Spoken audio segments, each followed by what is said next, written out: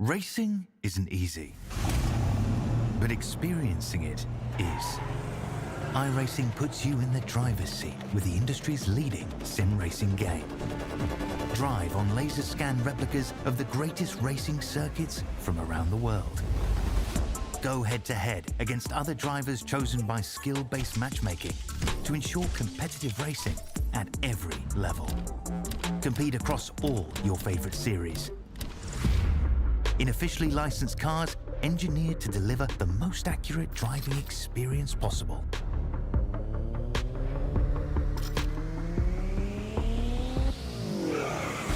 Join a race or host your own with players from across the globe. Race against the computer or in a league with friends. Feel the thrill behind the wheel. Visit iRacing.com.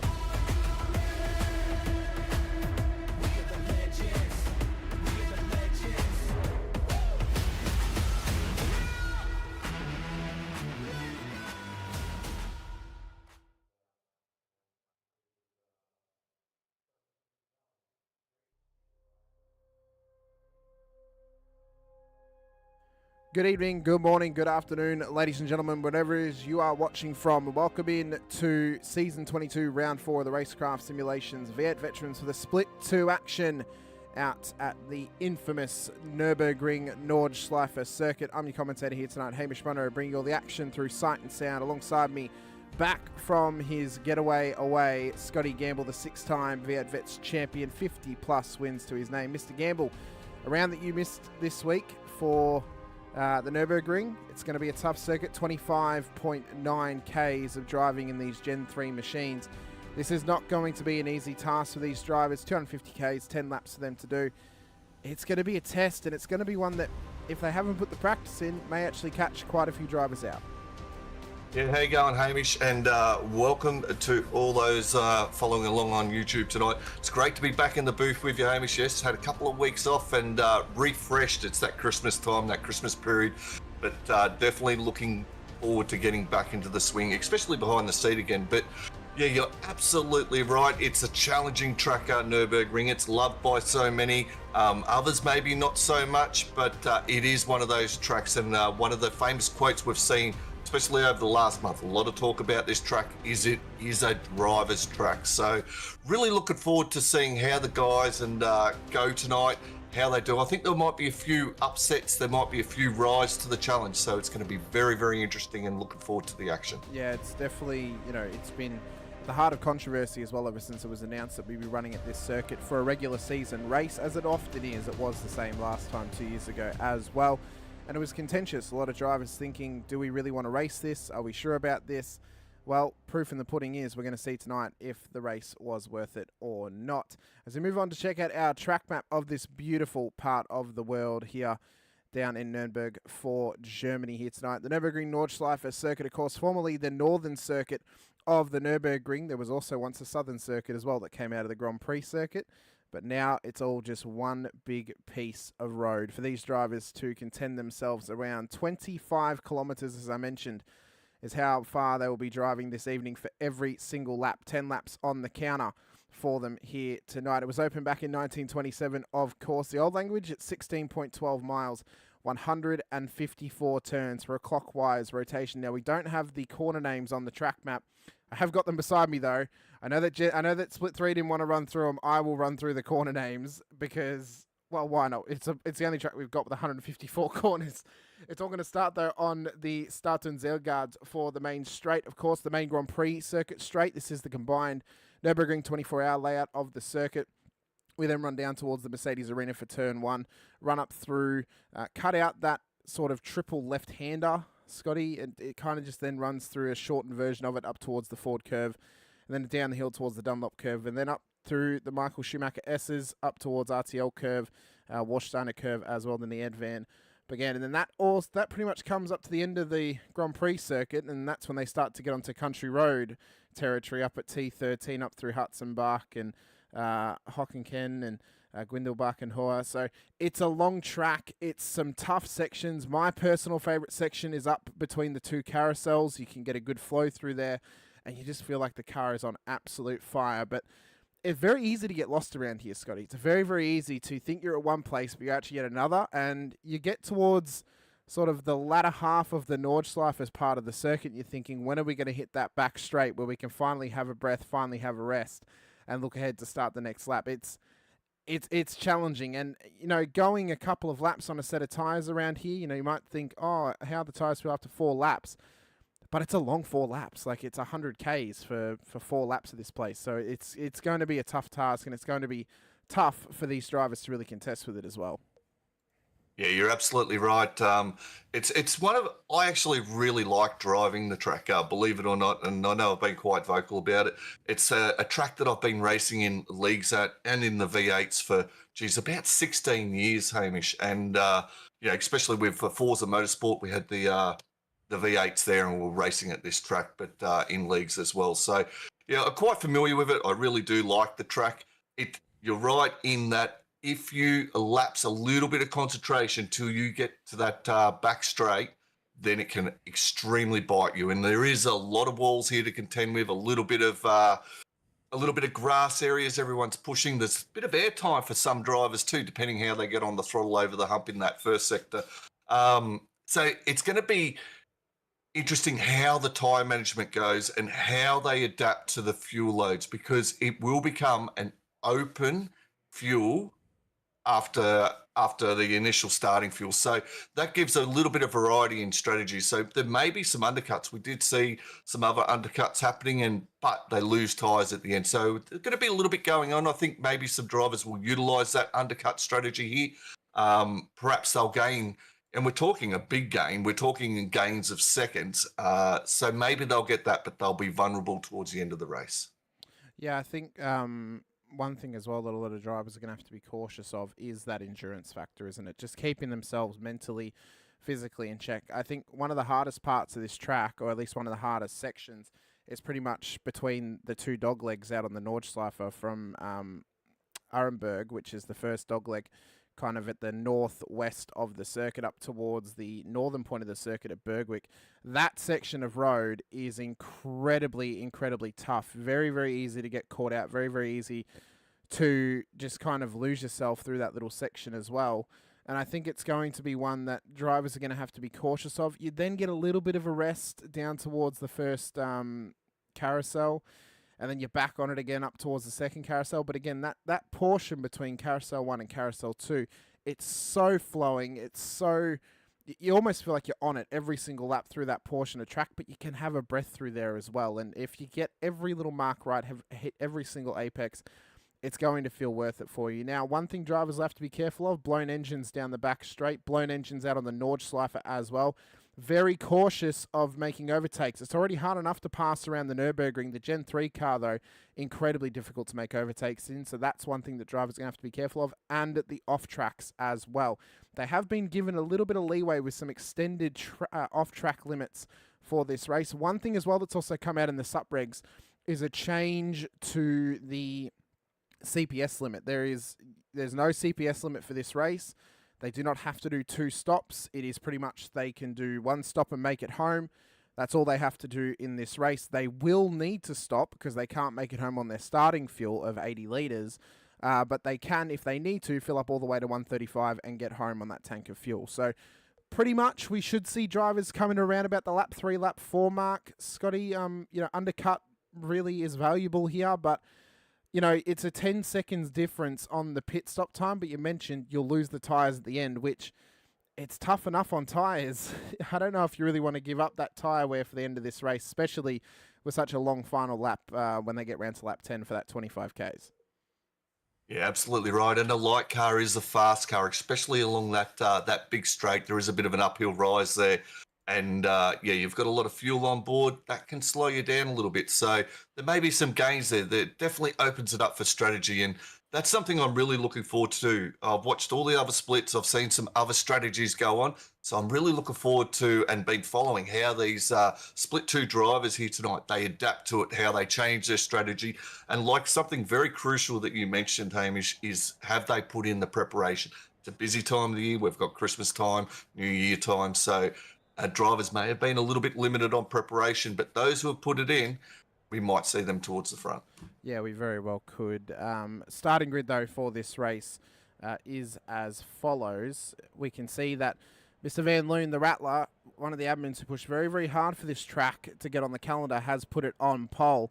You'd be worried if he hadn't put it on pole through all of the forcing and pushing that he put on the other admin group to get this included in the calendar. At least it paid off for him. He did get the pole position. He starts ahead of Trent Allen in P2. He's been having a breakout season. He is in contention for the championship this season as well. Damon Fisher, Mick Clifton, they'll start in behind with Jim Caperonis and Jason Spriggs for your top 6. Wayne Sanderson, Stephen Greck for your top 8. And then Sean Vandermillen and Ricky Hyde inside of the top 10. Chris Blanchard, Stacey Boyd for your top 12.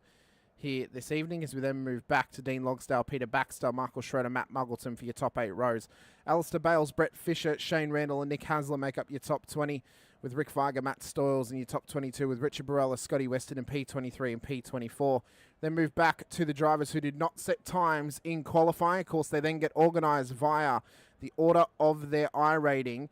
And up to bat is Simon Heddersheet in P25, ahead of your teammate, Scotty, the championship leader, Logan Barnett, in P26. We then see Derek Lovegrove, Matt Scholl starting in behind with Chad Varga, Jeremy Bush, Adrian Zeal, Troy Sipple for your top 32 with Andrew Hoffman, Reese Degoe, Matt McMillan, and Brett Taylor, your top 36 cars on the road. Jamie Peters, Todd Duggan, Lorne Mackay, and Daniel Sheriffs will make up our 40-car grid for this race this evening. And for Mr. Barnett, this is now going to be the first test for him this season, Scotty. Of course, he's your teammate. He's been on absolute fire at the start of this season, has not finished outside of the top 5, and has had 2 wins next to his name this season. But starting all the way back in P26, well, it's going to be a real tough test for our championship leader, Mr. Barnett of 9.5 Sim Sports.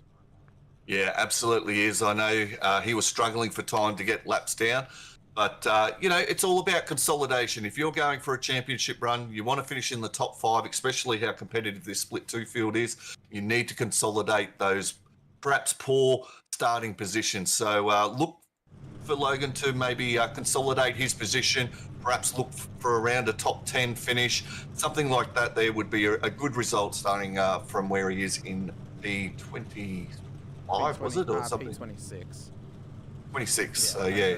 I'll send you the live timing once again as well, so you have that with you as well. But Roger, thank you. This is going to be a test, and I think for Van Loon, this right now could be a breakout portion of his season. And of course, he got his first win last season. He was in and amongst the championship fight all season long. So tonight, it's really about consolidation, and it's really about just trying to maintain this pole position that he's now gained himself and give himself the best chance possible. But 250k is about to come our way. 10 laps of the Nürburgring Nordschleife 24-hour version of the circuit. We are underway as Van Loon gets away. Allen alongside him as well, but it's a great start from Damon Fisher, who takes the lead of the race very, very early on as they are almost 5 wide into turn 1. Spriggs has now got the lead with Allen up the inside of Van Loon. Caparonis is up there as well as they scramble for position, and they just try and keep survival in the back of their minds as they make their way through for the very first time up onto the Grand Prix circuit of the Nürburgring. But some big moves early on, but also some big contact further back as Troy Sipple's been spun round at turn 2.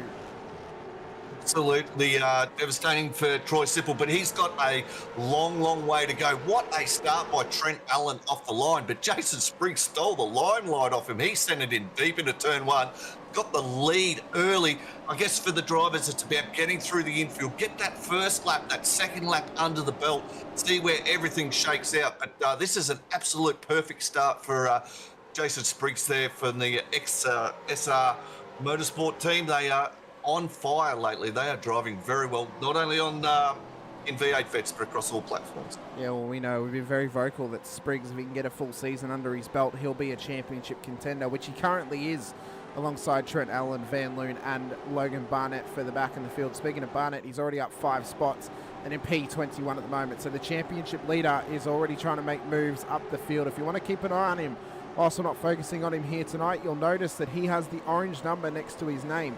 That is to signify who is the leader of the championship as of the start of the round. So keep an eye on Barnett throughout this race as he makes moves further and further up the field. If he can, of course, he could get caught into trouble being in the mid-pack and possibly even end up in the wall and needing a fast repair. But right now, Barnett's looking clean. He's looking to push forward further and further up the road. But for Spriggs, he leads them onto the Nordschleife for the next 20-odd kilometres as they settle in for the ride through to Grunehula, the green hell, the forest that is the Nordschleife.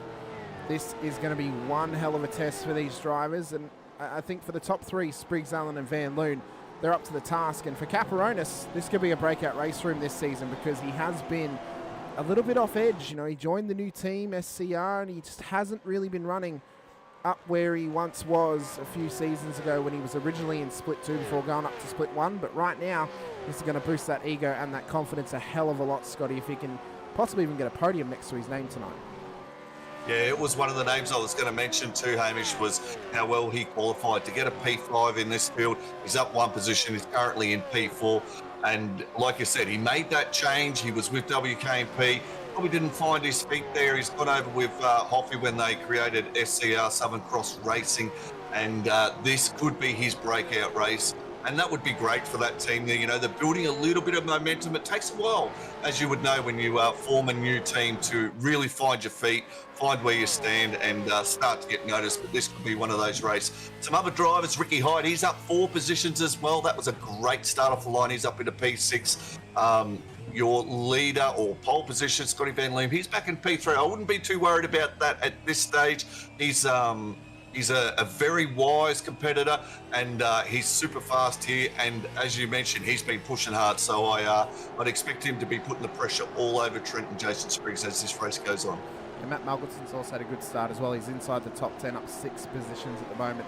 If you look back at round 1 when he had a very poor race, you might not have thought he would be capable of these sorts of moves. But the last few weeks, ever since the new year, Scotty, he has been on fire and had some positive performances to his name for Old Mate and Sons. And tonight, if he can lock down a top 10, he's going to continue his run as maybe being one of the, maybe the new Gary Buckland for Split 2 now, the new Mr. Consistent, the new Silent Assassin for Old Mate and Sons in the Split 2 field. Maybe even get himself a top 10 finish in the championship as well. Someone who also had one last season who's really started to get back in the groove of things is the American Stacey Boyd. He's out on track at the moment with his teammate Sean Vandermeer, a new knee on that leg of course, and these guys just trying to stay consistent ahead of Shane Randall and Brett Fisher, and maybe even move their way up inside the top 10 further into this race. But it's a game of survival. If these guys can work together, stick together and just survive, they may just get positions out of pure attrition of cars hitting the wall or getting penalties or just getting caught out by the pit strategies as well. Yeah, absolutely. Those 2 Nova cars there with the Pro Plumbing Supplies sponsored vehicles, they definitely need to work together here. There's a little bit of a gap up to Schroeder, forming 1.3, 1.4 seconds ahead. So I'm sure they'll be on the comms, you know, working together, see who's a little bit faster in areas. perhaps use that slipstream. But we're still on lap 1, can you believe it? As they enter around about the halfway mark of this lap, and they're absolutely flying at the moment. I do have a little story about Matt Uglin. I know that you did mention him, Hamish. He used to be a former teammate of mine many years ago, was actually a faster driver than myself. I learned a little bit off Matt. He has the potential to be a split one driver in the future. Mark my words there. He is a very good driver, and at his tracks, very, very fast driver. So he's been out of it for some time. I think he's made the move. He's down in Tassie, perhaps. But the Green Apple, we like to talk about that one. But yeah, look for Matt to find his feet as this season goes on. Yeah, he's definitely shown some great pace, and he's proved that round 1 was just a bit of bad luck. I think maybe some first round nerves and just getting to him a little bit. But he's really started to get his footing and get into flying colours at this point of the season, and look strong for the next couple of weeks. Of course, this round, last round, and even Brands Hatch, it's been a real test for these drivers for the previous trio of rounds. But even next week at Belle Isle, which we'll talk about at the end of the show, that's going to be another test for them. So it appears that, the first half of the season, similar to last season, some tracks that are going to be testing drivers out there, and some tracks that are really going to separate the boys from the men, or the boys and the men from the women, or whoever is in the field. And it's really going to give us a good idea of, for the last 5 rounds, who's within that championship battle. But right now, there's 4 drivers at the front of that list. It's Spriggs, Trent Allen, Scotty Van Loon, and your teammate Logan Barnett, who are realistically the favourites for the championship. But anything can happen throughout this season. It just takes 2 poor rounds for them to have to use those drop rounds, and then 1 more bad race, and they could be out of the nick of the championship. Yeah, absolutely. We're getting towards the halfway point. That round 5, that's when you start to see it. Maybe you start dropping around, or you get your 2 rounds in. You can sort of really see where things are. But with those 2 drop rounds, it really does bring the championship a lot closer, and you do have to be extremely consistent week in, week out. If you have a poor race, or you're not very strong at a track, you have to consolidate that round. Get a best finish that you can to use it as a drop round, or if you have a really bad race, that can be a save you for later on in the championship. It really can, as Spriggs, Allen and Van Loon start to gap out Jim Caperonis at the moment as they head up towards the second of the carousels here at the Nürburgring. So they've just came through my favourite section of this track, ironically. But for this week as well, we have got the track map up too, just so you guys can get a sense of the sheer magnitude of this circuit, but also so we can keep an eye on where certain drivers may be in the field, as Dean Logsdale has gone around just after the carousel. That AJR car looks very, very poorly. It's definitely hit the wall there, Scotty, as he has to wait for the entire field to come past him before he can pull out on track, just to save himself from getting a poor rejoin penalty. Yeah, that's a really tough spot to get back on track, but he has to wait. And, fortunate for him, he's able to, that car is still going, and he's avoided it, but that's still a long way for him back to pit lane. I believe they can pit on this first lap, Hamish, and it will count. There is no, well, like I said, there is no compulsory pit stop, so it doesn't matter. But he's got a fast repair up. But at the moment, we've seen Trent Allen make that jump up into P1. Something's happened to Jason Spriggs as we lead on to that main straight. Yeah. I'm not sure whether we missed the draft or whether he just missed the exit there. I think it might have been the draft, quite possibly. I mean, it is very, very strong around here. Those guys were right behind him. Maybe a misalignment with the gearing as he come out of that corner onto the back straight, but he's still within the hunt. He's still within the fight with those front 2 of Allen and Van Loon, and he is still on the podium at this stage. But what a season Trent Allen is having. Real breakout star. Very unlucky in round 1. He was on for a top 10 finish, possibly even a top 5, and then unfortunately got taken out at Watkins Glen. But the last couple of rounds, he has been on absolute fire. Took his very first win out at Brands Hatch. And then last week as well, solidified himself another top 10 finish. So Allen is in with a fight, or in with a fighting chance for this championship. And if he could break the heart of Scotty Van Loon and other Rattler fans out there by taking the win as Matty Scholes rejoins the circuit back at turn 2, that's going to give him a boost of confidence, but also bring him back into the fight for this championship, because he would then, relatively speaking, be equal on points with Logan Barnett, because both their best performances will be wins up to this point, and they'd already have used their 2 drop rounds. So if he can win tonight, he's going to be equal at the top of the championship standings leading into round 5. So that's a big, big step up for the Split 3 champion of Season 21.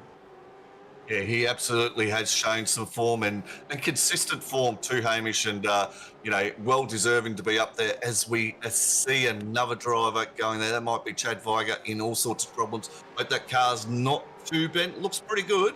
So hopefully, because he's got a long way to get back around to use up a fast repair if he can. But yeah, it looks like he's underway and that car's not too badly bent.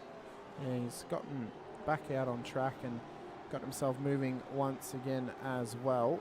We mentioned Matty Scholes had a moment up at turn 2, I believe as well. Reese DeGoey is just trying to push forward up behind Scotty Weston and Simon Hedersheet and Matt Stoyles too. So there's a bit of war wounds though on Matt Stoyles' car, so there might possibly be some contact previously with another car on circuit. I'm not 100% sure, but it's definitely getting fiery very, very early. And well, some drivers will be hoping to make their way through the field, includes this pack, Lorne Mackay, Matt McMillan and Troy Sipple as well. So there's battles everywhere. The battle packs are starting to form here, Scotty, not just at the front, but at the back of the field too. And for McMillan, who heeded some advice from myself and Jack last week, or the week before, he has actually put a Joker symbol on that car now to match the colour scheme of it. So very, very good to see Matt as he tries to battle it out here with Lorne Mackay. Sipple, I mean, an unfortunate start to this race for him. He started lap 1, spun around at turn 2. I mean, not what you want to happen, but with 250 k's to go, not the worst of possibilities to happen as well, because he did not end up in the pit lane needing to repair that car. Yeah, well, he's currently where he started positions. So those positions he lost, he's back to where he started. So it's been for the broadcast that I've been in with you, Hamish, this season, it's been an up and down sort of season for Mr. Sipple. Like last season, he showed glimpses of real promise where he was pushing forward. This season, perhaps not, as quite as strong. So, but if he keeps pushing, like you said, he's got a long way to go. He's got another 8+ laps to do, perhaps gain a few more positions. Even look at an alternative strategy when you're back down in P32. Yeah, I think maybe an undercut possibly, just to make up some free positions in the field. You're going to give up the tyre wear later in the race, but if you can get a safety car as well, that might even help your chances too. Of course, not running an actual safety car this evening, running with the virtual safety cars, the VSCs. Being that it is such a long circuit, we'll be waiting for an absolute eternity to get the safety car on track and have the whole field catch it and then get wave rounds done. So the safety car procedure for this evening will be the leader will sit at 80 kilometres an hour. The rest of the field will then safely try and catch the leader. And then once race controls determine that the track is safe once again and that everything's been done correctly, then they are able to continue on. As Dean Logsdale, I thought he might have stopped on track. He hasn't. He's kept going, but he's been in to the pits and actually fixed this car up. Now Peter Baxter's also been in the wars too, so these guys a little bit further back in the field off the rear of Adrian Zeal. So there is some movements occurring, some movements happening for some drivers out on track. We've had, well, only I think 8 clean laps across lap number 1, Scotty. Those went to Reese DeGoey, Jamie Peters, Andrew Hoffman, Lorne Mackay, Matt McMillan, Troy Sipple. Oh, not Troy. Troy Sipple apparently, Daniel Sheriffs and Brett Taylor. They're the only lap times that actually counted for lap 1. So everyone else must have copped an off track at some point or maybe a bit of contact. And that's cost them their lap time counting for whatever reason. But Trent Allen leads the way as we come up past the halfway point of the Nordschleife portion of the circuit. As he looks ahead to the carousel section coming up here as Barnett is in a hell of a battle with Alistair Bales and Brett Fisher here. These guys have given up some time by about 5 seconds to Shane Randall, Sean Vandermill and Stacey Boyd up ahead, but Barnett's got work to do if he wants to continue the run of finishing not only inside the top 5 for every race this season, but even just the top 10 at the moment, because he's got 8 positions to make up across the next 8 laps. Yeah, he's got a long way to go. Still is a long race, but he doesn't want to be held up too long if that's the case. Otherwise it really puts you on the back foot because the field is spreading already. If I have a look through this timing chart that you sent me, in quite a lot, there's seconds starting to develop. There is a couple of good battle packs developing. This is one of them. I would think if I was Logan, his best chance is going to be down the straight. He's going to be that 3rd car in that draft, in that train. So he should get a good boost there. But as they get in nice and tight, you've really got to get in tight on that carousel, don't you, Hamish? If you get up on the outside there, it's it's a long, long way around that left-hander. No, it's very, very easy to get washed out if you end up on the sort of half on the berm, half off the berm of the carousel. Very easy to wash out wide and end up in the wall at that section. So you want to hug the apex as tightly as possible.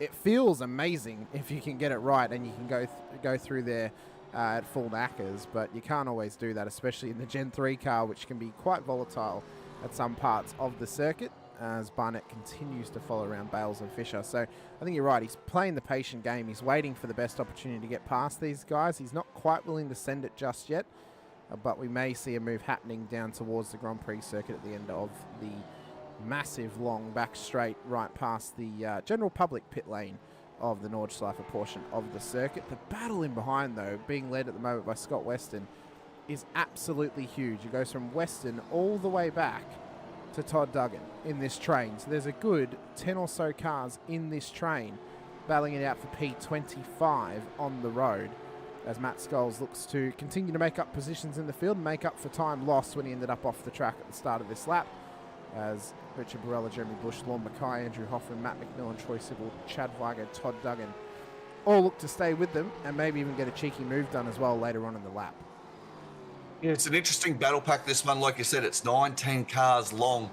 They're all within a chance there. You've got Scotty Weston sort of leading him, and Scholes, we know Scholes super fast. Like, he can be running in the top 10 all day, every day in Split 2, but he's found himself all the way back in P26 at the moment. He's up 2 positions. So I guess he's looking for to consolidate the race as well, perhaps gain as many points as he can. The biggest movers of these races, your teammate, Jamie Peters, he's got himself up 14 positions. He's up into P23. And Reese DeGuy, who just was in front, but he's just dropped a position. We went back to P24. So those two drivers, I've been taking note of them, Hamish, have been working incredibly well. Yes, they are not teammates. We've got a car off there on the left-hand side. I think that's an Angry Birds car. That's Nick Horsler, I believe. He's around the wrong way. And I'm not sure if that car's going or not at this stage. Yeah, I think he might maybe be waiting for a tow. He is off the track, and that's on the entry to the straight. There it is. Crabbing hard, but he's managed to get it going. So there should not be a safety car at this point. Unfortunately for Brett Taylor, he just has to be careful as he comes past. But yeah, cars off the circuit everywhere. We are sorry if we miss some of these incidents. I mean, it's a 25-kilometre track. We're not always going to be as lucky to be on the battle as the moment happens between drivers. We can just hope for the best at this point as well.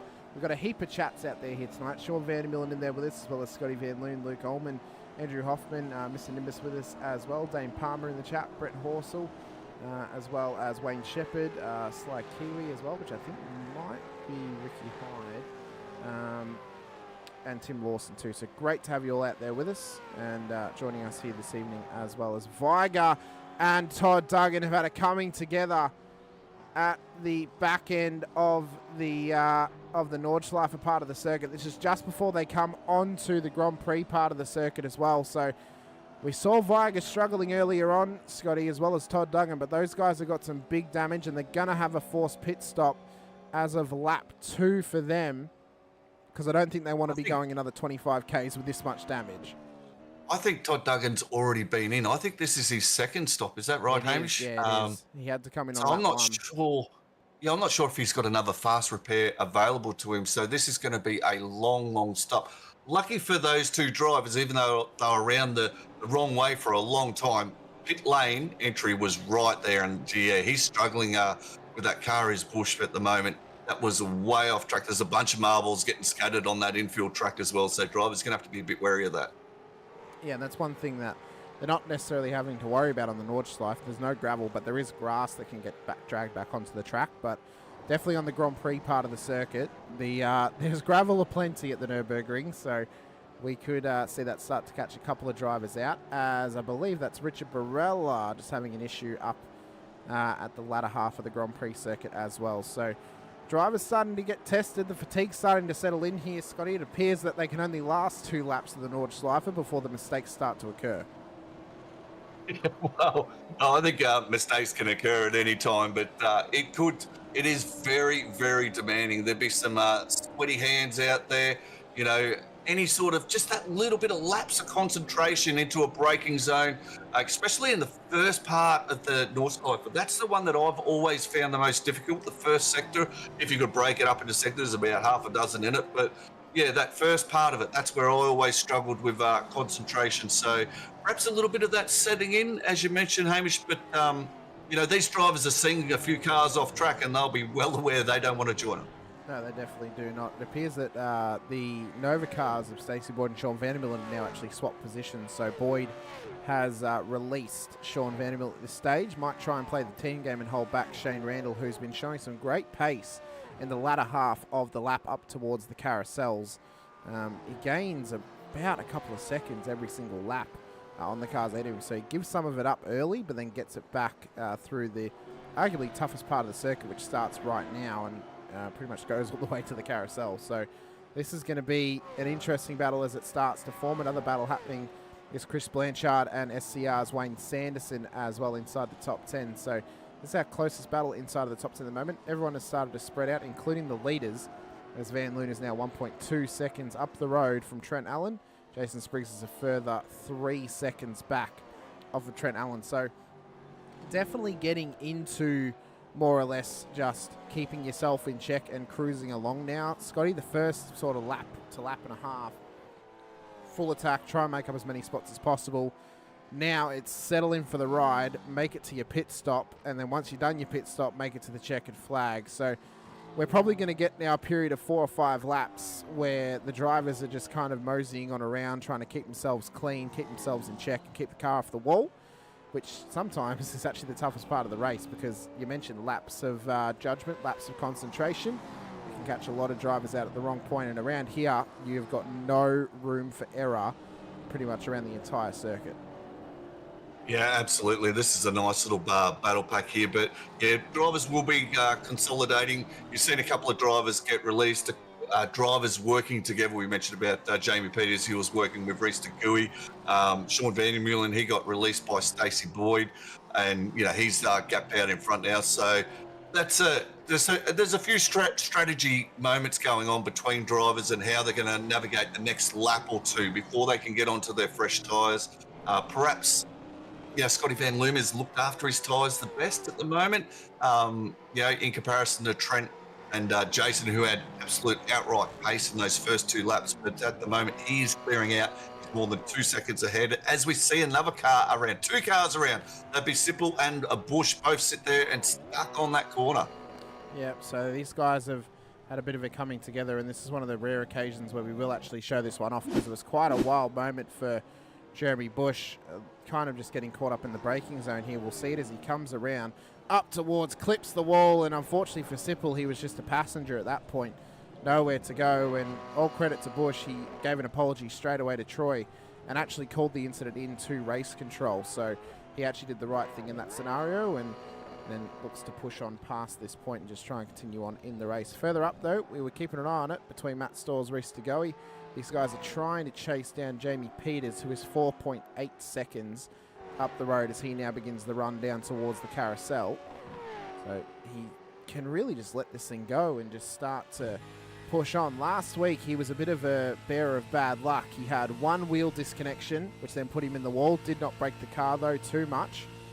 And then he had a second one later in the race, Scotty, which then forced him to use the fast repair and actually caused the only safety car at Magny-Cours. So he did not have the best week at Magny-Cours. A lot of bad luck after 2 top 10 finishes to start the season. But tonight, he's hoping for a good gain. Didn't get a qualifying lap in, is up 16 spots in P21. And as I said, just kind of hoping to get a positive performance after a bit of bad luck last week with his wheel. Yeah, he's. I was just having a look at his last lap time, which was his fastest lap, by the way, which was a good 2.5 seconds faster than Simon Hedersted in front. Whoa, as we see him, we're just talking about him and he's commentated curse into the carousel. That's a big hit, Hamish. Yeah, that was a compression lock as Matt Scholes is now... Oh, that was Lorne Mackay getting spun round as well. Need to watch the rejoin.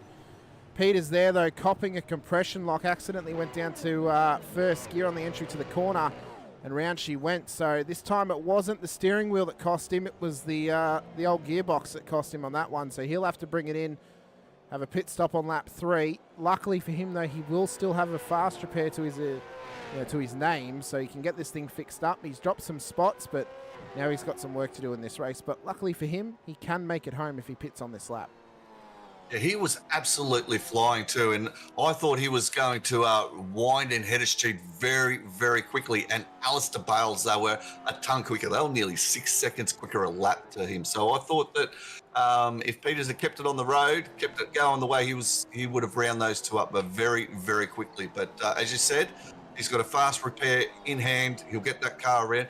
I'm not sure if he can make it from here. He should be able to make it all the way to the end. Is that right, Hamish? I'm not sure. With a full fill. If he fulfills it, he should make it home, roughly. I think we figured out that it was roughly 118 and a half litres you needed to get home, maybe 120. So he should have enough in the tank to fill it up to that point, remembering that they did start with 80 litres in this race. So he should be able to come home from this point. I think lap 2 was the stretch lap where that's really testing it at that point, because it's around about a 19 litre per lap burn. So, but he should make it home from here.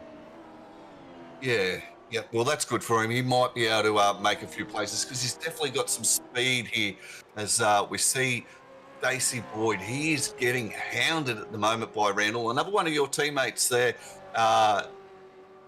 And yeah, he's been, like you mentioned, been driving very, very well. Been impressed with the way that he's adapted to this Gen 3. And yeah, he's starting to show his true form at the moment. He's up there in the top 15. He's going to have a little bit of a look here. Is the draft long enough when you pull out? I think he's going to get this job done on this straight, Hamish. Yeah, it looks like he is. Up the inside, down towards the final sector of this circuit. One driver, though, that he'll be keeping an eye on the mirror for is Logan Barnett, who is 5.6 seconds off the back of him. So he's already made up 10 spots in this race as Trent Allen comes into pit lane. One thing we'll need to keep an eye on is those pit stop times and how much fuel they're using. Because if this thing is, if it's worryingly short, then he's committing to a 2-stop, and that might cost him at the end of this race if the rest of the field goes for a 1-stop strategy. So Allen's in. Van Loon gets a little bit more reprieve off the back of him. 7.1 seconds is now the gap back to Jason Spriggs. Van Loon's at the fastest lap of the race last time by an 8:36.98. Spriggs' time last lap was an 8:41.0, so he gained 5 seconds across the 25 Ks of the Nordschleife. Allen has still in the box. What's the pit time going to be? 34.7 seconds. Oh, it might be a little bit of a stretch depending on his fuel usage here, Scotty. This could be a bit of a struggle for him. I tell you what, it's one of these tracks you do not want to short fill at, because it is a long, long way back. And if you're you short fill by 5 litres, 6 litres, you're in a world of hurt to get back to pit lane. But interesting, you mentioned lap times. Scotty Van Loon with the fastest lap last lap around. So that lighter car is actually starting to pay dividends for these drivers. He is the only driver in the 8-minute 30s at this stage on track. But he has also got that clear air in front, and he is sending that Fishy Motorsport car, absolutely beautifully around this track at the moment. So that's a great lead he's got out. And I guess the only thing Spriggs and Allen can do, Allen had to go for that undercut. He's gone for it. Perhaps that was a way to get himself back into it. Maybe Spriggs might have to think of something similar soon. Oh, as Troy Sipples had a moment coming out of pit lane. So the night's only going from bad to worse from him. Not to put the moz on him as Scholes comes out of the pits, has to take avoiding action. One thing that worries me for Trent Allen is he took a 34.7 second stop, Scotty. In comparison, Damon Fisher, who just pit on the same lap, took 46.82 seconds. So, yeah, that might be worrying for Trent Allen and his fuel strategy. That's almost a lap difference, isn't it? Yeah. In fuel, 18 odd litres a lap. So he's in that is a mega fuel save if he was to be able to make it, if going off Fisher's is the correct fuel load. But you got to feel for Troy Sipple, don't you? That's like the 3rd time he's been around. He cannot catch a break in that quantum racing car at the moment. He really so, and it's been the way it's sort of been this season for him. But hopefully, the back end of the season, a lot more well-known tracks. Perhaps we'll see him start to move forward as we're looking at Blanchard. He's under all sorts of pressure here at the moment from Sanderson. He had to look up the inside there too, Hamish. Yeah, he is. He's looking to make moves at the moment. He wants to make his way up to his teammate Jim Caperonis on the podium at this stage and maybe make it a double top 5 for SCR. Maybe feeling some inspiration from Faz's win in Split 3. Who knows? But yeah, he is hounding Blanchy at the moment inside the top 10. He's got Michael Schroeder on his back and Stephen Grech as well. So he's in very, actually, not rarefied air, but actually some elite names in terms of Split 2. I mean, Stephen Grech, former championship contender. Michael Schroeder, always a championship contender in the earlier seasons. Blanchard, former Split 1 driver. So this is some great company for Sanderson to be in and battling around inside of the top 10 for SCR. And if he can get over the top of these guys, that's some big ego boost for him as he has a little bit of a blink just coming out towards the halfway part of the circuit as well. I'm noticing too that Shane Randall's having some blinking issues ahead of Stacey Boyd, so we'll have to see how that pans out for him. Hopefully it settles down as this race goes on, because we hate to see anyone in the field have to come in and fix their internet, because we want to be able to see them race and try and do their best. As you can see how short that gap already is now with Logan Barnett. It was 5 seconds at the start of this lap, Scotty. It's now down to 1.3 seconds to the back of Boyd, 2.4 seconds to the back of Randall. Yeah, he's an absolute jet, is Logan. When he gets his mind down, he can absolutely fly. He's from New Zealand. Hell of a nice bloke, I can tell you, and really enjoy being part of his teammate.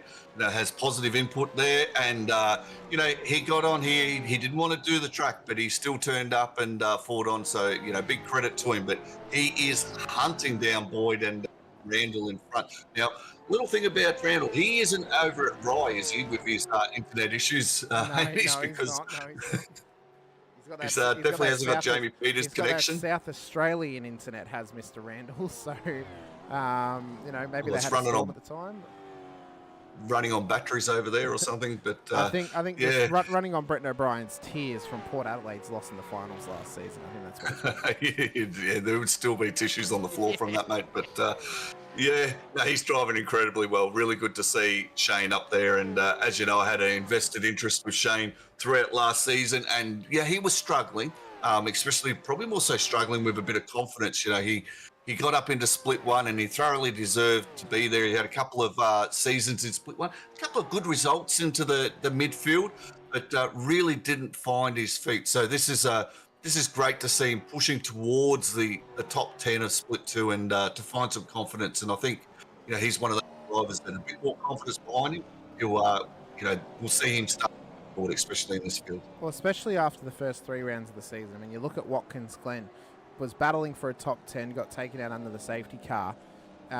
Brands Hatch fighting for a top 10, got taken out at the end of the midway point of the race as well. So the first 2 races, pretty much 4 drop rounds because he finished towards the back of the field. Last week at Magny Core, rocked up, track he'd never driven, had hardly any practice, got up to lap time by the end of the race. Still managed to get himself a top 20 finish, but not the finish that he would have wanted. So if he can solidify a top 15 or a top 10 tonight, it's really going to resurge his championship hopes and really resurge him towards a top 15 finish in the championship, which I think will be a win for him, and a good ego boost and a good confidence boost as well, which I think he needs after those 2 seasons in Split 1. No matter how much he enjoyed his time there, I think he hungers for that ability or that opportunity to fight towards the front or to fight further up in the mid pack. So right now, I think this is a good opportunity for him this season. I think maybe this season might already be a write-off for an opportunity to get back into Split 1. But I think it's a good season to get those fundamentals back down, learn the car, and then next season have a proper crack at finishing on the podium again in Split 2 and maybe find his way back up into Split 1 for a season after. Yeah, you're absolutely right. A lot of this season will be for the driver learning this car, finding their boundaries, their limits, how far they can push to it. There's quite a few drivers who have adapted to it, quite early and extremely fast off the bat there, as we see Vanderbilt, and he just sends it around Schroeder like he wasn't even there. That was a fantastic move, and that puts him up into the top 10, which, we got to talk about. This guy just had a knee operation a month ago, or not even a month ago, full knee replacement. It's full of metal, and he is determined and driving absolutely fantastic tonight for the Nova Sim Sport team. So well done to him, and a credit to his determination, because I know if it was me, I probably would have been sitting on the sidelines, mate. Do we think maybe he's got a hydraulic knee now? And that's It what could helped be him? something. He's got some springs but- in there. He has to refill it with oil every round just to make sure it's nice and lubricated, maybe. But I'm sure his nickname in his team chat would be Iron Man, but yeah, he's driving beautifully. That was a great move too. it was fantastic. I mean, we made the prediction at the start of this season. This guy's going to win a title this season and this year in Split 2. We have that feeling about him. He has been on the rise all throughout 2024 and into 2025. And, you know, we both agree that if he can get the seat time in, get his confidence up, he is going to be a championship contender in one of these seasons this year. Maybe not this season after the sort of interrupted start to his season. But again, I think he's in a very similar position to Randall, where he can use this season, get used to the car, get some confidence up as the majority of the field comes in for their pit stop in this race at the start of lap 5, end of lap 4. Use this season, get those fundamentals in, learn the car, get your confidence up, do some practice, do some training wherever you're doing it, get some tips off people, you know, and just really solidify yourself in this car, and then look forward to season 23, 24, and 25 and have some proper cracks at the championship, because I think he's got that ability, he's got that confidence, he's also got the mindset to do it as well. And it'd be great for Nova to get another champion in their history books and really push on to the future to continue growing this team after that reshuffling that happened last year. Yeah, absolutely. I mean, we've seen Stacey Boyd. He got a victory last season, drove absolutely beautifully, and at times other podiums. So I think that Sean definitely can. There's a bit of work to go. He's got a lot of rehabilitation, obviously, with his operation to go. But, I do think that he can definitely push forward in this Split 2, potentially as a season or two unfolds, even look towards a Split 1 drive. But, time will tell. As we see a Van Loom, Trent Allen has got that undercut, but we know it's also a fuel load undercut. But it's 7 seconds, Hamish. That is a long way ahead of Van Loom. You know what? 6 seconds behind Van Loom. You know what I think, Scotty? I reckon that 7 seconds is what's going to cost him. I think that's 7 seconds worth of fuel. If he had taken that 7 seconds worth of fuel, he would have come out around Van Loon, and he likely won't need another pit stop to get to the end. But we'll have to see how the race goes on. A couple of safety cars could completely change the game. He could do some fuel saving. That could then find him the ability to actually get home and continue on. So that is what is going to be the real test for Trent Allen now in this race. For Van Loon, if he knows that Allen took a shorter stop, he just has to continue on his way, keep cutting consistent laps and keep pushing forward.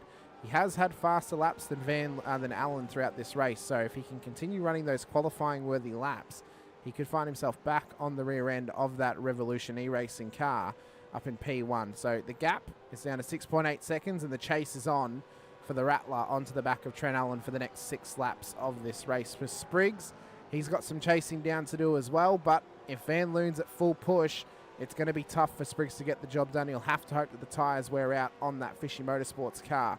Ricky Hyde, he's now up into the top 5 as well, up 6 positions. Jim Caparonis, P5 on the road where he started. If he could solidify this for himself, that's a great confidence boost. Mick Clifton, he started inside the top 10. We didn't really give much onus to the Rockstar for getting inside the top 10 in qualifying. He still remains there. In fact, he started on the second row of the grid. This could be a great opportunity and confidence boost for him as well. We mentioned Matt Muggleton, we mentioned Blanchy, we mentioned Sanderson, and Michael Schroeder, who makes up the top 10 at the moment. Sean Vandermill and Peter Baxter, Stephen Greck, Damon Fisher, and Shane Randall makes up your top 15 as we enter the Nordschleife once again. We're going to take this opportunity, though, to give a thanks to our series sponsor, our title sponsor, Racekraft Simulations, by giving them their scheduled ad break for the show. We're at the halfway point of the way. Everything's being led by Trent Allen at the moment. Don't go anywhere and enjoy these messages from Racecraft Simulations over in Perth, WA.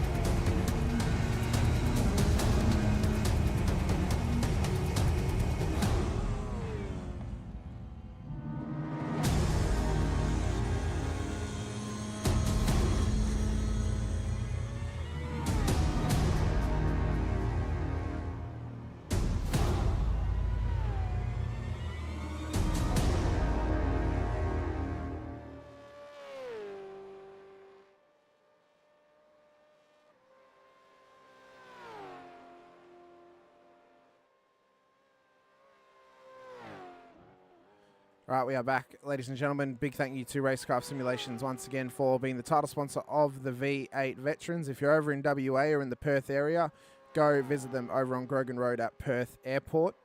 Check out the rigs. You can have a drive of some of them. You could even make a deal with John to try and get you one, as the leader, Trent Allen, makes a mistake at the latter half of the circuit. That's not going to help his cause in trying to keep this thing ahead of Scotty Van Loon. He needs to build gap, because we did some maths in the ad break, Scotty, that we think that Trent Allen definitely will need a second stop to get home. For Van Loon, he just has to keep it neat and tidy and try and close the gap as well. A couple of chats while we were away. Jacko's asking how his students are going after Monday. That's referencing Mr. Randall and Mr. Peters. Shane's doing well. He's up 4 spots at the moment from where he started. Jamie, unfortunately, compression locked into the wall earlier in the race, but he's still going P32. Up 5 spots and looks to continue moving his way forward as well.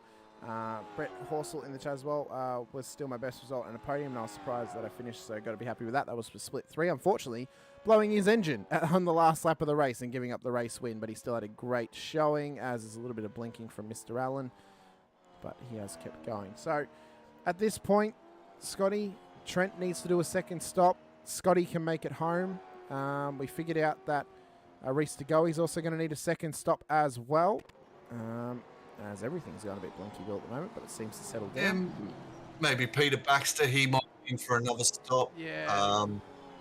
There might be a couple there a little bit short, but, you know, apart from that, I mean, you've got to roll the dice. There was some incidents. I think Brent was perhaps a mistake with his fuel load. I think he'll be cussing himself about that one, because he has absolute pace around here and definitely could have finished on the podium tonight. But I don't see that happening, unfortunately, at this stage.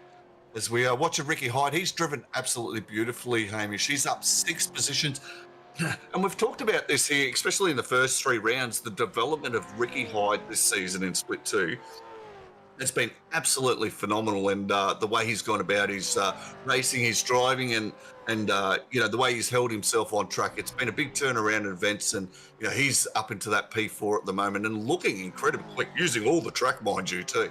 Yeah, he is. He's looking very, very quick at this stage. Across all the first pit stops of the race, as he goes off the road up towards the second carousel. That's going to be some gravel and grass dragged back onto the circuit. He gets it loose. Caperonis gets up the inside. Now up into the top 4, and Ricky Hyde has to try and lick his wounds and get this car on circuit. He was lucky he had a nice gap back to Matt Muggleton, who's now going to be pushing super, super hard against him, as Ricky Hyde has to give up the position. So Capper and Clifton back up into the top 5 and the top 4 respectively. Muggleton up into the top 6, who's probably the front runner at the moment for driver of the day, being up 10 positions. We did make the decision, Scotty, I believe back in round 1, that we weren't going to give it to the race winner anymore. So unfortunately for Trent Allen, that knocks him out of it. If Van Loon wins, well, that's going to knock him out of it as well. But there are some competitive names in there that we could give it to. I mean, Spriggs, Caperonis, Clifton, Muggleton, even Schroeder or Sanderson as well. So there's some big names in the top 10 who could get it outside of the race winner. At the moment for me, Matt Muggleton's the front runner, because he has had an absolutely brilliant race to this point. Yeah, he has. He's driving beautifully. 10 positions gained on track. Started in P16. He's up into P6. His lap times are very, very competitive, especially when you look at it to the Mick Clifton and Caperonis. So he's holding himself there, same as with Ricky Hyde. Unfortunate for Ricky to have that little bit of off, and it showed how difficult it was. So he's coming in now. Is this an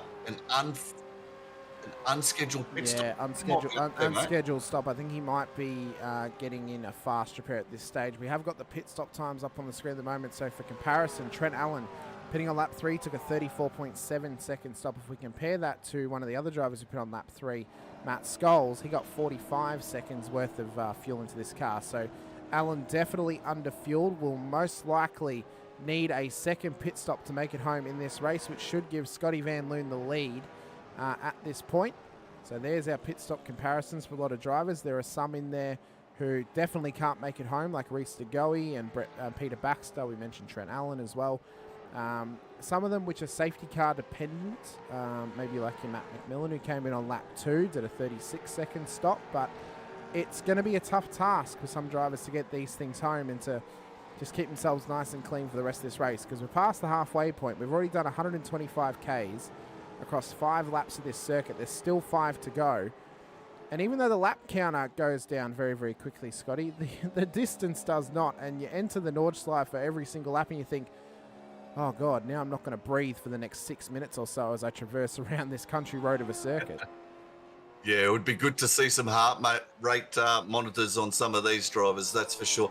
Another driver that talking that may have to pit again, Dean Logsdale. I'm not sure whether he's done 2 stops, but his last pit stop time was only 31 seconds, so perhaps he might need another pit stop there too, Hamish. Yeah, he's down 5 positions at the moment in P18, and it's a driver that is incredibly fast at certain tracks. So, you know, he's definitely not having a great night out here for his championship aspirations, but he's a driver I'd be watching in the future too, Hamish. Yeah, I think he's definitely one that could make his way through the rankings. Of course, his dad, David Logsdale, oldest driver in the whole Vetsfield races in Split 4 as well. So it's good that we have got some father-son combinations out there. I'm sure if my dad sticks with Vets for the next 14 years, that there may be a season that I can race Vets whilst he's in it as well. Who knows? We'll have to wait and see. By that point, I mean, are we even going to be racing supercars anymore? Would they be more like GT cars in the next 14 years? Well, that's a good question. Who knows where the development would go? But, you know, touching on the older drivers that are racing, and I'm not sure how many we have got in here, but we've got the over 60s vets starting, I believe, Monday night, Hamish. Yep. So that's a new league in itself. It's still a V8 Veterans League as such, but a different division of it. So, you know, be looking forward. I think last time I counted, they were up around about near 30-odd drivers they've got in that event. So that's quite surprising. And I wonder, maybe in the chat people can tell me who in Split 2 is racing in that Monday night over 60s V8 Veterans. So that'll be interesting. I'm looking forward to that. Well, one that I think that it almost gives me hope that we're one step closer to that sort of V8 recruits league where it could be 30 to 40-year-olds or 30 to 39 to get people into the vet system, but also prepared for their first season of vets once they hit 40 years old. You know, it wouldn't necessarily take anything away from vets because you're not letting them race in the actual vets section of the league. It'd be their own little league where they can, you know, experience a league that's run like this, which is run so well for the majority of the part, and it gives them an opportunity to race, you know, against some other drivers. You could even open it up and say, look, even drivers who race vets could also race in the recruits league too, so then they're actually getting used to some drivers that they'd be driving around when they are actually a part of V8 Veterans itself. Yeah, it does open itself up to quite a few different little sub-leagues within a league, that's for sure. Well, that's exactly what's happening. So they're doing the over 60s first. I thought there at one stage that they perhaps weren't going to get enough numbers for it, you know, above 25, but they most certainly did. I was surprised, actually, there was over 60-plus-year-olds racing the V8 here in the V8 Veterans. You know, that's sort of made me blink twice and remind me that we do have such a diverse range. Even though it is 40 years and over, there's 20 years difference. And I can tell you, Hamish, from when I 40 to being 49 now, there was a definite difference in my ability on the sim. So it's that's 20-year span plus currently in there. And imagine if you brought it in, you could be 30 plus years, and maybe there'll be an over 70s league in the future. Who knows? But I thought they were going to have to bring it to an over 55s league there at one stage. I wasn't sure what they were thinking, but they absolutely got the numbers. So a big shout out to those drivers who are 60 years and over, you know, to be still on the sim, enjoying themselves, out there racing week in, week out. That's absolutely fantastic to see. Just want to point out to any league admin that are watching, my Mondays are free at the moment if you're looking for a broadcaster for the over 60s league. Just a little cheap plug. Hoffy in the chat as well saying that Jim Caperonis is racing on the Mondays too, so that'll be good. Oh, yeah, well, Hoffy said he is 160. So, oh, that'd be fantastic. No gravel dust clouds is a nice change. Well, I mean, the only ones we're getting is on the Grand Prix circuit. The Nordschleife, of course, I don't think it has any gravel out there. I know it has a heap of grass. Need a 28 plus league That's because you're 28 Jackals. That's why. But no, I mean, you know, I think it's a good opportunity if that's a step in the direction. Eventually, you know, if they don't go to 5 splits this year, maybe by the end of the year we have got that recruits league, which is even 35 to 40, where, you know, it opens the door to some drivers to get a taste of vets before they actually make it to that age bracket. It might open up some more doors for some more drivers to join the league, maybe a little bit early. Yeah, there is a possibility for that for sure. There was something I was pushing there for quite some time, having, you know, an old league. They talked about the gentleman's league there for a while, but you know, I always thought maybe 55 and above definitely deserved its own split. But you know, it's good to see him looking, and you know, if you're not evolving as a league, well, then eventually it does become stale. So it's really good to see how admin and the committee are actually looking to evolve it, what they can do a little bit different. You know, they're taking on some different ideas and they're starting to implement them. So that's fantastic. And, you know, that over 60s is what, oh, there's a tap. That was a WKP. The Joker, I think, got him there, Hamish. Yeah, that was McMillan onto Rick Viger. A couple of cars involved at this stage. Alistair Bales as well. I think Brett Fisher possibly was copped the knock-on effect of that, as well as Viger just trying to get this thing turned around. I think Todd Duggan's also had a moment at the back of the circuit. He's just towed back to pit, so unfortunately that'll be a disqualification for him here tonight, and a rear of grid next week at Belle Isle, which is a place that you do not want a rear of grid, Scotty, being that it is a street circuit, very easy to get caught out in some other drivers' moments, as Peter Baxter's also had an off-track as well. So the fatigue is starting to settle in for these drivers now, 6 laps into this race. And we're starting to see some of the screws come loose for some drivers out there, as maybe it's a wake-up call for some of them. Hey, we just need to take this careful and try and make it to the checkered flag without a safety car at this point. Yeah, fatigue would be a thing. I wonder how many drivers out there, perhaps they could tell us in the chat, that actually turn down their force feedback, because you would be prying your fingers off that steering wheel around about now and looking for any respite that you could get. It is a long way, a lot of corners. I know you said 154. I believe iRace season is 170, Hamish, when you do the infield. So I'm not sure there. I did have a little Google on it before, but it came up with 170 for me. So that's a lot of corners, a lot of tracks, a lot of undulation. And so, yeah, the fatigue and the different hours. Some of these guys are from New Zealand, so it's getting late for them. Some of these guys are from Western Australia, so they've come straight home from work, grabbed a snack, and they're on the sim. And the rest of us are lucky enough to be on the Southern States. So, you know, it's a good time slot for us. But talking of a New Zealand driver, this is one of them there. Yeah, Logan Barnett, I was about to say, don't mention time zones with Stacey Boyd in the field getting up at 3 a.m. to come racing with us. But, yeah, absolutely. That is commitment. Barnett, though, with an absolute ripper of a move on Randall. Did not make it too hard for him at all. Got it done down the straight. Now looks to move on and up towards Damon Fisher in P12 at the moment, as Baxter and Dean Logsdale are in. So it's confirmed that Logsdale needed the second stop, and with only 3 seconds different in their pit stop times, I think it's only a matter of time before Trent Allen has to commit to that second stop as well to get home, because he's not going to make that final lap, I think, to the checkered flag on 34 seconds worth of fuel. Yeah, no, he's definitely done. He's a lap short. There's no doubt about it. He's definitely a lap short. Yeah, so unfortunate for Trent, but if he can come in early enough, I think, you know, he pretty much has to come in this lap, and then he will have enough time to try and fight his way back inside the top 10. I mean, he's got a 40-second gap back to Michael Schroeder. He may actually come out of the lane still inside of the top 10, being that it's around about a 30-odd second loss. So if he's going to do it, he probably needs to do it this lap and try not to let Scotty Van Loon catch him and start battling him, because he's only going to give up more times to those cars who are actually further back in the field. So for Allen, I think this lap it's now or never. He has to do it, because otherwise he's going to give up too much and he's not going to have enough time to make up what he's going to lose across this next pit stop. Yeah, I would think that the Fishy Motorsport guys, would be telling Van Loom, hey, we think he's short on fuel. They do have spotters in there. They're quite switched on. It's quite a big team. Not all of them race in the V8 Veterans. So, yeah, maybe he's got a spotter there that's told him there's no need to fight. He has to do it again. Perhaps the messages come through. But, at the moment, Van Loom over this stint has taken over 4 seconds out of Trent Allen. And we did see Allen's tyres getting a little bit squirrely. So I think you're on the money, Hamish, when you say he needs to pit this lap and then look for a top 10 finish. I think he needs to pit this lap. Might be worth taking tyres, just to have the fresh rubber at the end. I mean, you might as well. You're coming into the pit lane. Even though he'd only take 2 laps worth of fuel to give him some breathing space, you might as well take the tyres, because fresh rubber at the end of this one is going to be absolutely crucial. You're committed to the 2-stop. You might as well do it at that point.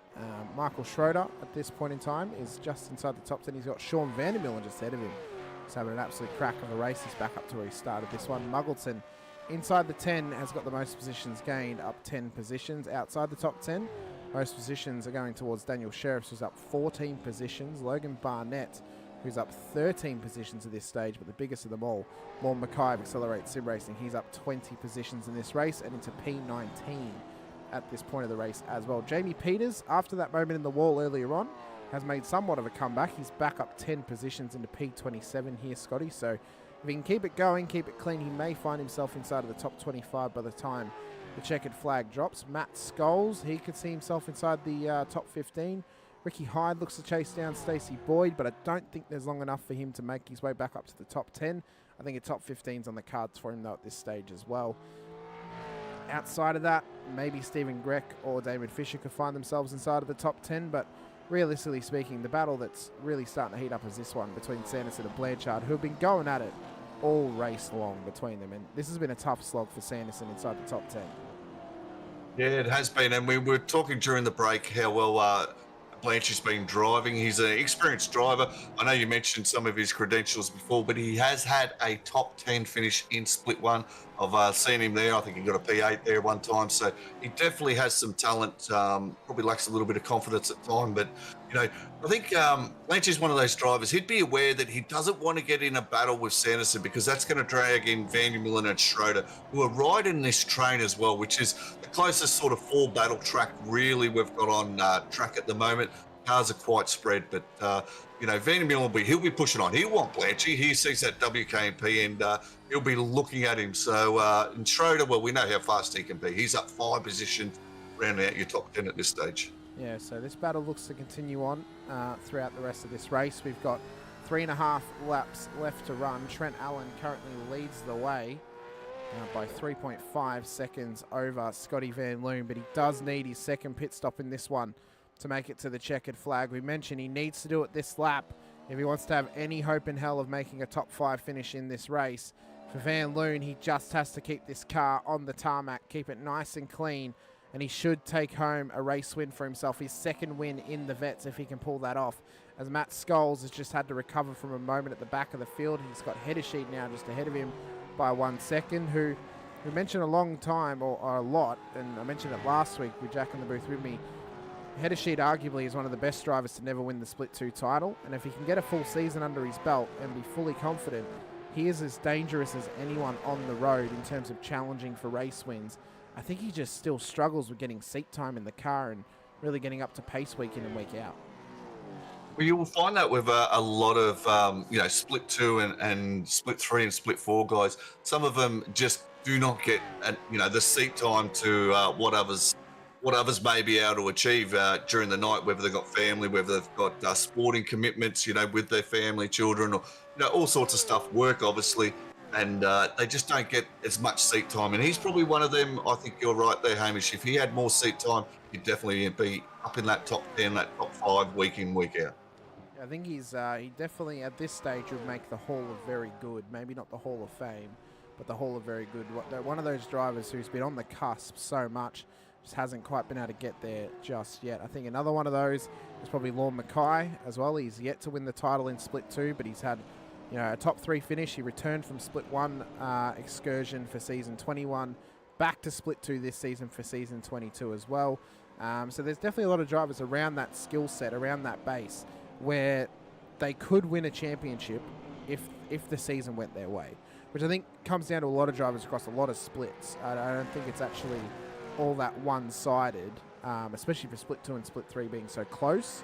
But I think it just comes down to who's the most consistent with the most amount of pace. I mean, that's really the chemical balance that you need to win the title in Split 2. We've seen it before with Steve Grumley, John Gallen, others as well, Matt Scholes, Rick Sibra.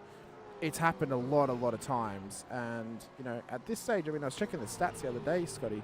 There's only ever been one two-time winner in Split 2. That's Rick Sibra. We've never had another two-time champion in Split 2. And at this stage, with our championship contenders, we're going to have another new champion this season, whether it's Barnett, Spriggs, Van Loon, or Allen, who gets the chocolates at the end of it. Yeah, that's an interesting statistic, isn't it? That to be a two-time Split 2 champion, because you'd think, well, if you win it, you always go up. So that's an interesting one. But getting back to Lorne Mackay, he's showing why he deserved to be in Split 1, especially here at this track. He's up 18 positions. He didn't start very well. He started in P39. He obviously didn't get a lap in quali, but he's made ground. He's the biggest mover in the field. He's consolidated his positions. He's shown why he made Split 2, why he finished P3 in that championship and deserved to go up, Hamish. And I think that's a character of your driving is, maintaining that consistency, getting the best position that you can on track. As we see a little excursion there by Brett Fisher. He's pushing that car very, very hard in front of you, that Racecraft car. Definitely doesn't want Lorne getting past him. Oh, a little bit of contact. Yeah, this is gonna let Alistair Bales through. It is. I saw it before as well. One thing that Lorne needed to be careful of was actually getting caught out by, not to pick on Brett, but be careful of Brett's driving habits, because he's approaching cars that he's not used to racing around, and they're approaching this circuit very, very differently.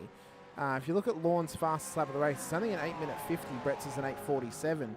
But the last lap for Lorne was an 8:50. The last lap for Brett was an 8:57. So he was carrying a lot more pace through that section, and he almost got caught out by it at one of the fast right-handers where Brett took a little dab of brakes. Nearly got caught out by it there. And then at the next left-hander, unfortunately for him, he did get caught out by it and gave him a little nudge. So that's one thing that's a big test for these drivers, is the difference in ability and the difference in pace, and actually being able to just keep yourself in check a little bit. It's good to have confidence in other drivers that they're going to be able to run around as fast as you in certain sections. But with such a long track and with so many different sections of track, they're not always going to be as fast as you in one section compared to another.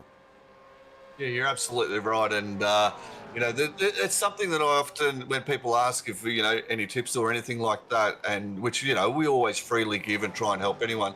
Probably the biggest one is, know who you're racing. You don't race the car, you race the driver. So that is one of those occasions where Lorne got a little bit caught out, but unfortunately for him, he lost a position in it, but they were able to go on. He won't get a penalty for that because that was a self-inflicted redress. But that's one of those positions, Hamish, where you're just in unfamiliar territory, like you talked about, not quite knowing or trusting the drivers that you're used to racing, and you've just got to learn that by being on track, racing with them, and you race the driver, not the car. So I've just noticed as well, Trent Allen did not come in this lap. But to eat our words a little bit here, Scotty, he's actually benefited because he's gained some time on the field last lap. He did his fastest lap of the race, an 8:37.49, so the light car is really helping him right now. In fact, he gained 2 seconds on Scotty Van Loon, who probably knows at this point that Trent needs to pit. But importantly, Trent now, if he goes long, if he can build up 35 seconds worth of gap, say back to Mick Clifton, he can come out around him when he comes out of the pits and fight for a top 5. He's got 42 seconds back to Matt Muggleton. So right now, Trent has to hope, A, he keeps it clean, doesn't make a mistake, and keeps running these 8:37s, keeps gaining time on those drivers, and he should build enough gap where he can still come out inside the top 5. He's definitely going to give up the win. But if he can consolidate a top 5, that's a great points gain over Barnett, who's outside the top 10 at the moment. Yeah, it absolutely is. And, say Spriggs, like you mentioned, he's going to get a great points here. Scotty Van Loon, Trent Allen as well, although we'll see where he comes out on his pit stop. But, yeah, you're right. We're having to eat our words because we keep thinking, you come in, get some fresh tyres and you'll be fast. I mean, admittedly, you might have to take on, 12, 15, 18 seconds worth of fuel to get that lap in. But, yeah, we keep thinking that, but it's the lighter car here, isn't it, Hamish, that's really starting to shine. Really even on the old tyres. I have a feeling that he's getting to the end of his run. So this is as light as the car's going to be. He probably is actually limited to his fuel that he would have to come in this lap almost. I don't know if he has enough to do another full lap. So he just has to make the most now of this light car, the little bit of tyre wear that he's got. I mean, I know that Randall came into the pits on his stop, he had 80% left on the tyres. So he didn't actually use too much of the tyres. But for Trent Allen, who's been running faster laps, he might be all the way down at 60% on the tyres at this point. I mean, that's as big of a difference as you can get across the lap here, depending on how fast you're actually going and how hard you're going through some of these corners as well. So for Allen, I think just try and build this gap as best you can. I mean, it's 34 seconds back to Mick Clifton. So if it ticks over 35, which it has just done now, he may be in good steadiness to actually keep a top 5 finish at this stage. Well, to be 1.3 seconds faster last time around than Scotty Van Loon, that's an incredible achievement, you know. And they're the only 2 drivers in the 8-minute 30s at this stage, Hamish. So Trent Allen actually had the pace there. He's going to be cussing himself on that fuel stop strategy, which we're still not sure, but we do believe he has to stop again. It surely has to. You know, of what could have been. This could have been a potential, well, definitely a podium, but a potential victory go out. It could have been his second win. It would have given him equal P1 in the championship alongside Logan after drop rounds. You know, it could have been championship defining. At this point, we have actually got a bit of a pattern running. You know, I love my patterns and my curses. We've got a bit of a pattern running where we've gone for race-winning cars. This comes back to parity.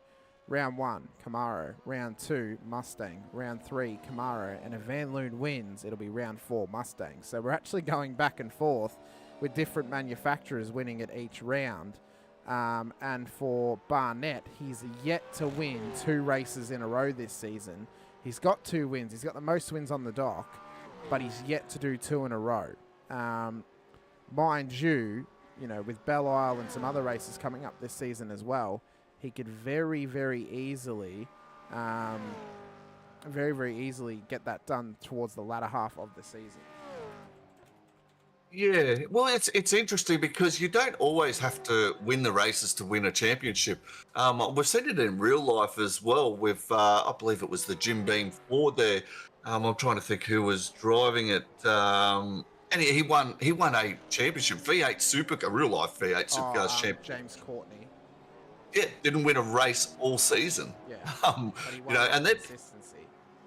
Yeah, that's right. And their points disparity is much bigger than V8 Veterans, where there's only a few points separating each other, especially in the top 3. So, yeah, consistency is absolute key, and that's what he's doing at the moment. Trent Allen, he knows something that we didn't. He's pushing this car at the moment, and yeah, he knows something that we don't, Hamish. And look at the way he's pushing that up over that curve. The confidence he's got to do that. Oh my God! Yeah, it's incredible. Absolutely incredible. I mean, the swelling on the lower end of Trent Allen right now must be absolutely massive to send it over these curbs like that. I mean, he almost had all 4 wheels off the ground in the AITT Revolution E-Racing car.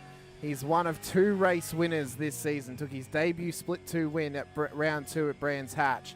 And right now he is sending this thing, just trying to build gap back to Mickey Clifton to try and solidify this thing still inside the top 5 and solidify himself an almost 10-point gain on Logan Barnett in the championship. Of course, Barnett leads the title race. He would still lead the title race based on where he is in the field at the moment. But for Trent Allen, I mean, he wanted the win. He wanted to come out of round 4, equal P1 in the championship after drop rounds, and leading into round 5 at Belle Isle, where pretty much anything can happen and anyone can win, and maybe have a little bit of confidence on his shoulder, a bit of a chip on his shoulder at that point as well, as he sends this thing down the straight towards the GP circuit. In the background is Scotty Van Loon, just coming up over the crest. Does Allen commit to the pit stop this lap, or has he got one more lap of fuel left in the AITT Mustang? As he comes up and around towards the Grand Prix circuit, does he need to come in, or can he go one more in the 017? He has to commit to the pit stop. So the final stop for Trent Allen, has he built enough gap back to Mick Clifton to stay inside of the top 5? Or in fact, back to now Matt Muggleton, who takes the top 5 spot from Clifton. Van Loon takes the lead of the race. We're going to keep an eye on these two though, Muggleton and Clifton, who are battling hard up towards the end of the back straight. Muggleton gets himself inside of the top 5, up 11 positions inside to the top 10. Trent Allen has only just hit the pit bay and only just going up on the jacks for his final stop of the race as these guys come up towards the final part of the Nordschleife part of this circuit. Up and around onto the Grand Prix circuit. I reckon they're actually going to get him here, Scotty, and he's going to come out just ahead of Wayne Sanderson, who's just in behind these guys. In fact, he's actually just gotten past Clifton, who's had to pit as well. So Clifton's in. Sanderson is going to find himself inside the top 5 as Allen comes out just in behind Muggleton. Sanderson gets past him as well. So battle is on for Allen to finish inside the top 5 here tonight inside of Sanderson at 1. Nearly makes contact. Somehow they survive. But now it's game on for Trent Allen, who's got the fresh tyres, who's got the light fuel load, but makes a mistake on the cold tyres, and now may give up a spot to Chris Blanchard if he's not happy. Well, that is the break that Wayne Sanderson absolutely needed. And yeah, this has brought Blanchard right into it. Those cold tyres caught him out big time there, Hamish, because I was thinking he's going to be all over Wayne Sanderson. There's an easy top 5 on offer here for Trent Allen, but now he's got a lot of work to do. Yes, he's still had a couple of laps to go. He managed to keep it in front of Chris Blanchard, which, you know, that would have opened up Blanchard's eyes for sure. And I noticed into turn 1, you've seen Trent Allen, he locked that front right tyre. He had to get on that brake a little bit early as Sanderson really fired it in there deep, which was a great move by him to keep Trent behind. Well, now it's full push for Allen. Did not take the time to let the tyres come up to 10%. Massive drift at the midpoint of the Grand Prix circuit. He is pushing so hard on these cold tyres. And at this point, you have to say, Trent, just take a breath. You've got 25 odd Ks to go on this track. You've got 2 laps left. Just let the tyres come up to temp, because if he overcooks them, I mean, that's it. That's any advantage he had on these tyres. It's done and dusted. So he needs to just take a breath. Needs to try and get back past Blanchard if he can, and then go full firing for the final lap. Because at the moment, in the span of just the Grand Prix circuit, he's given up 7.5 seconds to Wayne Sanderson, who's now inside the top 5. Yeah, that was just absolute mental. And especially, like, I know he got it all sideways, but to be able to control it, to get it back under control. Yes, he's lost a couple of positions. You know, I'm sure Vandy Millen and Schroeder behind going, yeah, do that again, we'll be right on you. But I don't know where he's going to get this pass done on this, through these sections here, Hamish. You might be able to guide me, but I think Blanchard, knowing that we've only got a lap and 3/4 left, he's going to be quite crafty about it. So maybe the straight is going to be his best opportunity again. I'm not sure. I think if Blanchy is as smart as we know he is, he's going to defend the inside of the dog leg, which is pretty much the only opportunity that Allen has without sending it round the outside somewhere. And then he can pretty much hold him off up until the carousel. So he needs to try and cover the inside at the next heavy braking zone, but Allen has got one hell of a run up towards the dog leg as they run down the hill. Fast-paced action for Trent Allen. It's full push at the moment in behind Chris Blanchard. The sweat is real. The pressure is real for Allen. He's not close enough to make a move this time, and right now he's just going to have to settle in. But we saw him sending it over some of the curbs. We saw him get 4 wheels off the ground. Can he send it hard enough to maybe even just jump the Mustang over the top of the Camaro? Because that's what he's going to have to hope for at this point, or he's going to have to hope for a mistake from Blanchy as they come down the hill up towards the crest. Try and get this thing tucked in as tight as you can, and try and keep yourself in check for the next few kilometres, where he can maybe get an opportunity at the carousel if he's close enough.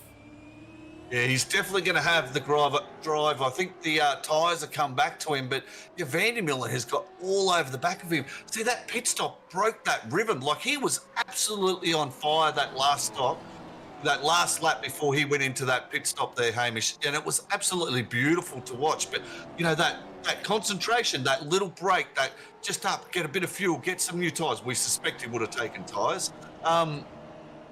It was enough to just put him off his game, and now he's under pressure from 3 cars behind, being Vandermeer and Schroeder, and this has brought Damon Fisher in, and he's got Blanchy in front of him. Absolutely incredible. Yep, the battle has now started to turn on for the final 2 laps of this race. It's about a lap and a half left for Scotty Van Loon at the front of the field. He's got 19 seconds back to Jason Spriggs in P2. Jim Caparonis is on the podium for SCR. This will be a massive moment for this team if they can solidify their first podium in Split 2 here this evening.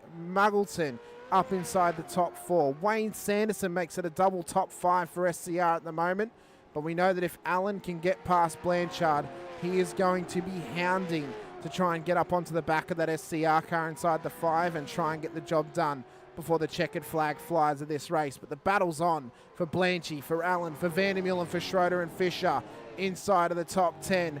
This is the battle from P6 back to P10. So these guys are the end of the top 10. If they come together, the one who's going to be licking their lips is Logan Barnett, the championship leader in P11.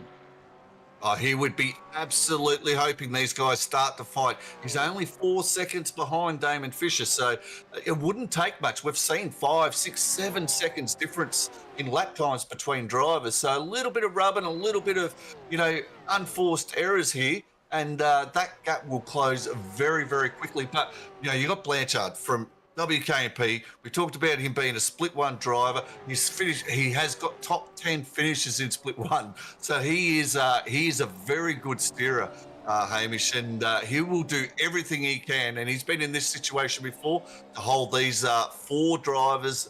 4 drivers, I can't believe it. We're at that round out the top 10 behind him. So this is really lightened up as we're heading up towards 1.5 laps to go. Light cars, old tyres. Allen has taken his time to let the tyres come down to temp, and he'll be able to now push on for the rest of this race as they run through the intermediate section between the 2 carousels, the fast-paced, fast-flowing section of this Nürburgring circuit, one which can catch quite a few drivers out. We already saw it catch out Lorne Mackay in behind of Brett Fisher earlier in the piece. But right now, it is maximum pressure for Chris Blanchard, who's currently up 5 spots and inside the top 10. I think currently he's probably second ranked for driver of the day below Matt Muggleton for me, outside of our race leader, Scotty Van Loon, of course, who is ineligible if he wins the race. But what a run for Blanchard. What a run for these guys inside of the top 10. There's only 2 drivers inside the top 10 who are down at negative positions, those being Trent Allen and Damon Fisher, who makes up your top 10 at this stage. But for the likes of Barnett, who's up 15, for Randall up 6, and for Mackay up 19, Scholes up 9, Heddersheet up 7, and Peters up 14. Those guys have had a very solid race as well outside of the top 10. Yeah, absolutely. That's been a great drive by a couple. Lorne Mackay, 19 positions. He's got himself up into P20. That's fantastic. Logan, teammate, he's done exactly what he had to do. He's consolidated. Geez, that was a nice shot at WKP coming off that lip there. Get a little bit of air, but he's done what he's had to do. Got up 15 positions on track. He's up into P11. I'm sure he'd love a top 10. But that's going to be very, very difficult. As we see here now, Trent Allen, he's starting to close in, isn't he? He sees his opportunity come up, get around this carousel, get around a couple more right-handers, get that rut onto that straight, and then go for that slipstream. If he can do it, he dropped off a car length there, Hamish, so it's going to be a big ask. He has to nail this course. We see a car smoking in the background. Maybe that was a lock-up just a bit off track. Who was that? It wasn't Adrian Zeal. I'm not sure who it was actually at that point of the circuit, but someone definitely getting caught out by it. Importantly, though, across this lap, Allen has gained back 2 seconds on Sanderson, even in the traffic behind Chris Blanchard, who is doing everything he can to try and keep Trent Allen in behind him. What Allen needs to do is just try and sit in that toe.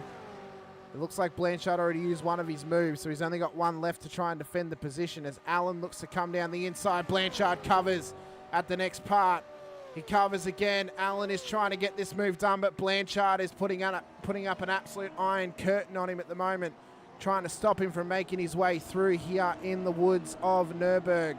As we run down towards the Grand Prix circuit, pressure is on. Final lap dash for Trent Allen to try and chase down Wayne Sanderson, who is 4.7 seconds up the road. Looks to get the job done at turn 1 if he can. Blanchard just has to try and hold the spot as Allen tucks up the inside on the fresher tyres. But he has a little bit of a wiggle off the exit outside line now for turn 2. Blanchard's still there. They're still side by side. Blanchard just tucks it ahead. And this battle looks to continue on. If Allen's going to get this job done, he has to do it on the Grand Prix circuit so he can send it on the Nordschleife to try and chase down Sanderson before the back straight and get the job done at the end of the lap. Looks like he's got the inside line here, Hamish, but with these Gen 3, Blanchard's got the drive. He had the wider line, got the drive. He's going to cover on the little on the inside here, showing it. He's gone mid-track. This right-hander, it's a little bit hard. You can get an overtake done. If you get up this hill, get the drive off it. It's not through this little chicane you're looking at. It's the top-hand, left-hand corner. If you're brave under brakes, you can send it in there, get a pass done. But how would you be if you're Vanderbilt at the moment? You've got this show in front of you. This is absolutely fantastic. He'd be licking his lips, hoping to gain a position or two here. He really would. He wants to try and take advantage of these guys come together on board with Vanderbilt, and he's got the best seat in the house watching this battle unfold between Trent Allen and Blanchard. If they come together, it's a P6 on the road for Vanderbilt. And if they keep it neat and tidy, well, he's still got P8 and up one spot, which is a good opportunity for him for a solid chunk of points. Allen, can he send it at the end of the Grand Prix circuit? He's not quite close enough. So now time is ticking. The clock is running down for Trent Allen to get past Chris Blanchard and have the opportunity to chase down Wayne Sanderson for the top 5 finish that he so wants next to his name, to gain more points over Barnett. At the moment, there's only 5 positions separating him, so there's only 10 points being gained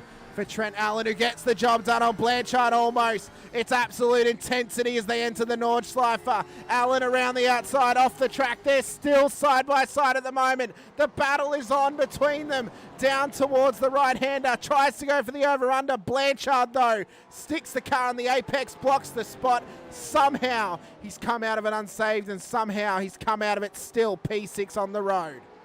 And this has brought it into a 5-car battle, Hamish. This has brought Damon Fisher and Michael Schroeder into this. We can see Blanchard, he is trying. The experience that Blanchard showed on the infield was absolutely stellar. He got offline there, Hamish, but he was wise enough just to check it up on the corner so that Allen didn't get the run. That was an absolute crucial spot because Allen had him. Blanchard was off track.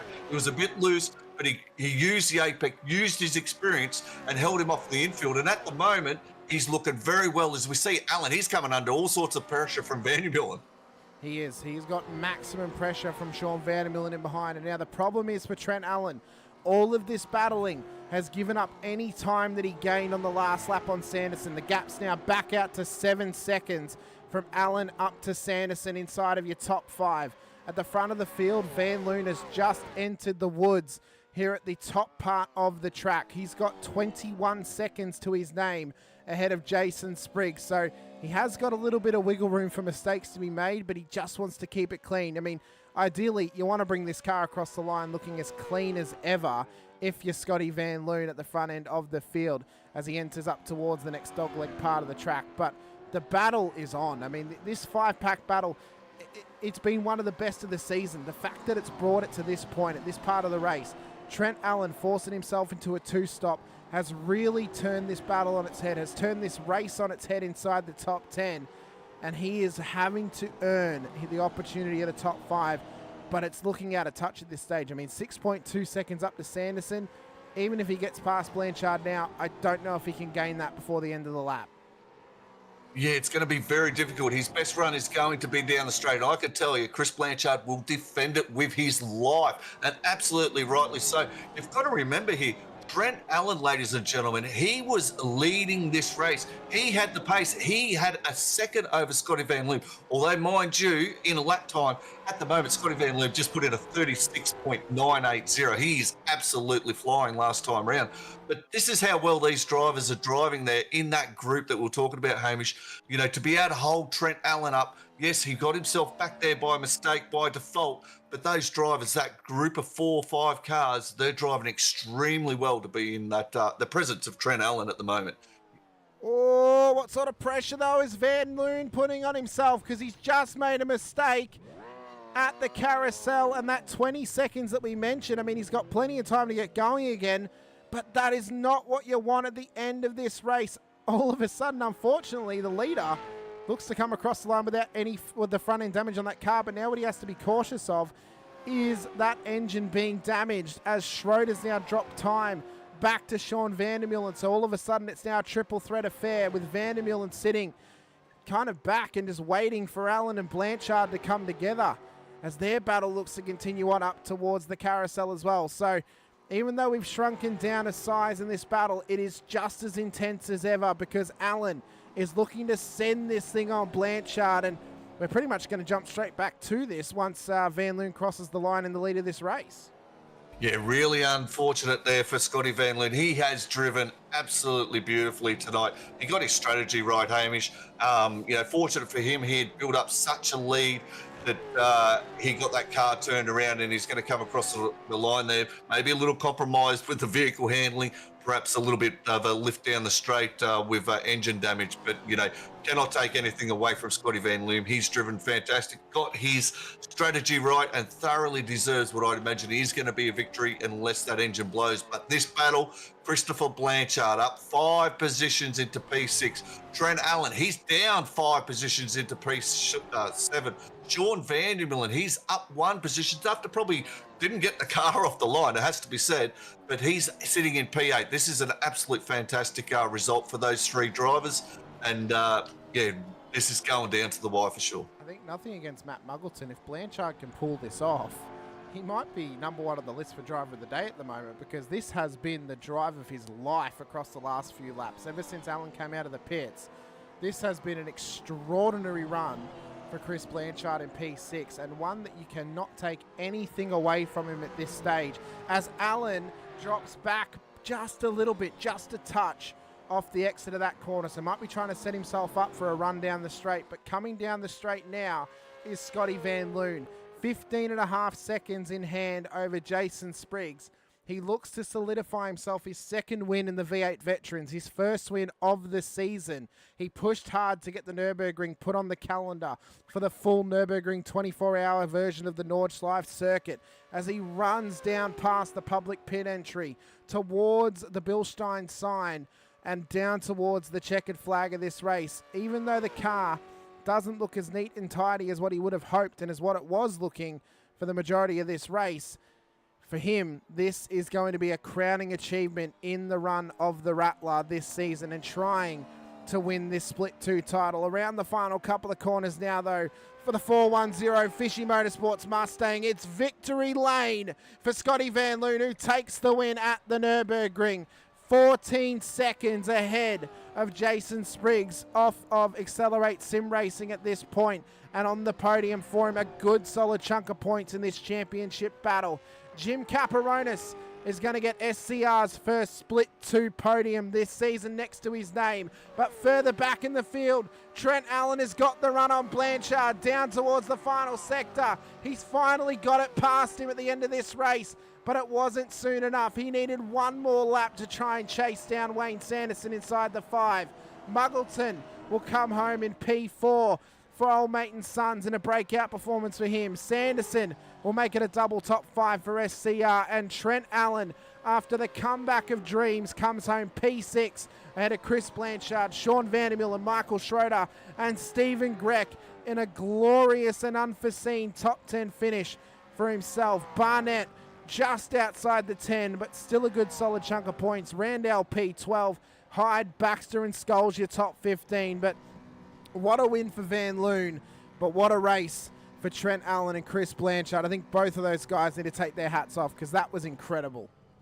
Oh, we needed that, Hamish. We absolutely needed that to come alive, and the last 2 laps did turn it on. It was great to see a 4-car battle pack. I mean, Blanchard, he was fighting for his life, and, Trent, in the end, he got it down the draft, but gee whiz, we're talking over 350 corners. Blanchard held Trent Allen off. It was a phenomenal effort. So, you're right when you say he might have to go in for driver of the day. For me at the moment, Matt Muggleton, P4, Hamish, up 12 positions. I think that's a walk-in at the moment. Some really good results when we look back. I think you went up to the P15. So you've got Simon Hedgestead, 16, Matthew Scholes, 17, Stacey Boyd, P18. Although, Mick Clifton, he got it in P9, and round out your top 20 is Brett Fisher. A few sad and sorry faces amongst them, especially with Mick Clifton, probably not the race he was after. Alistair Bales, Dean Logsdale, another race he wasn't after.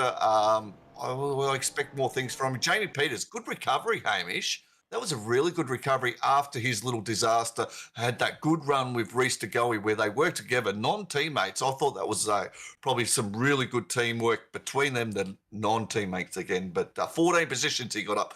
P23. Rick Vigard, not a night for him. P24. Nick Horsley. He had that incident earlier on, back into P25. Reese DeGuy, up 8 positions into P26. Chad Vigard, not where we normally would see him. I'd like to see him up in the top 20. He made 2 positions up into P27, I believe. I think so. I think they're about to cross the line anyway. They're about to cross the line, but I think it's going to finish in that order anyway. So, yeah, and that's how far back we are. We're 2 minutes 32 off the leaders at this stage at P26. Yeah, so we will run through the provisional results at the end of the race, of course, and just run through where everyone ended up at the end of it.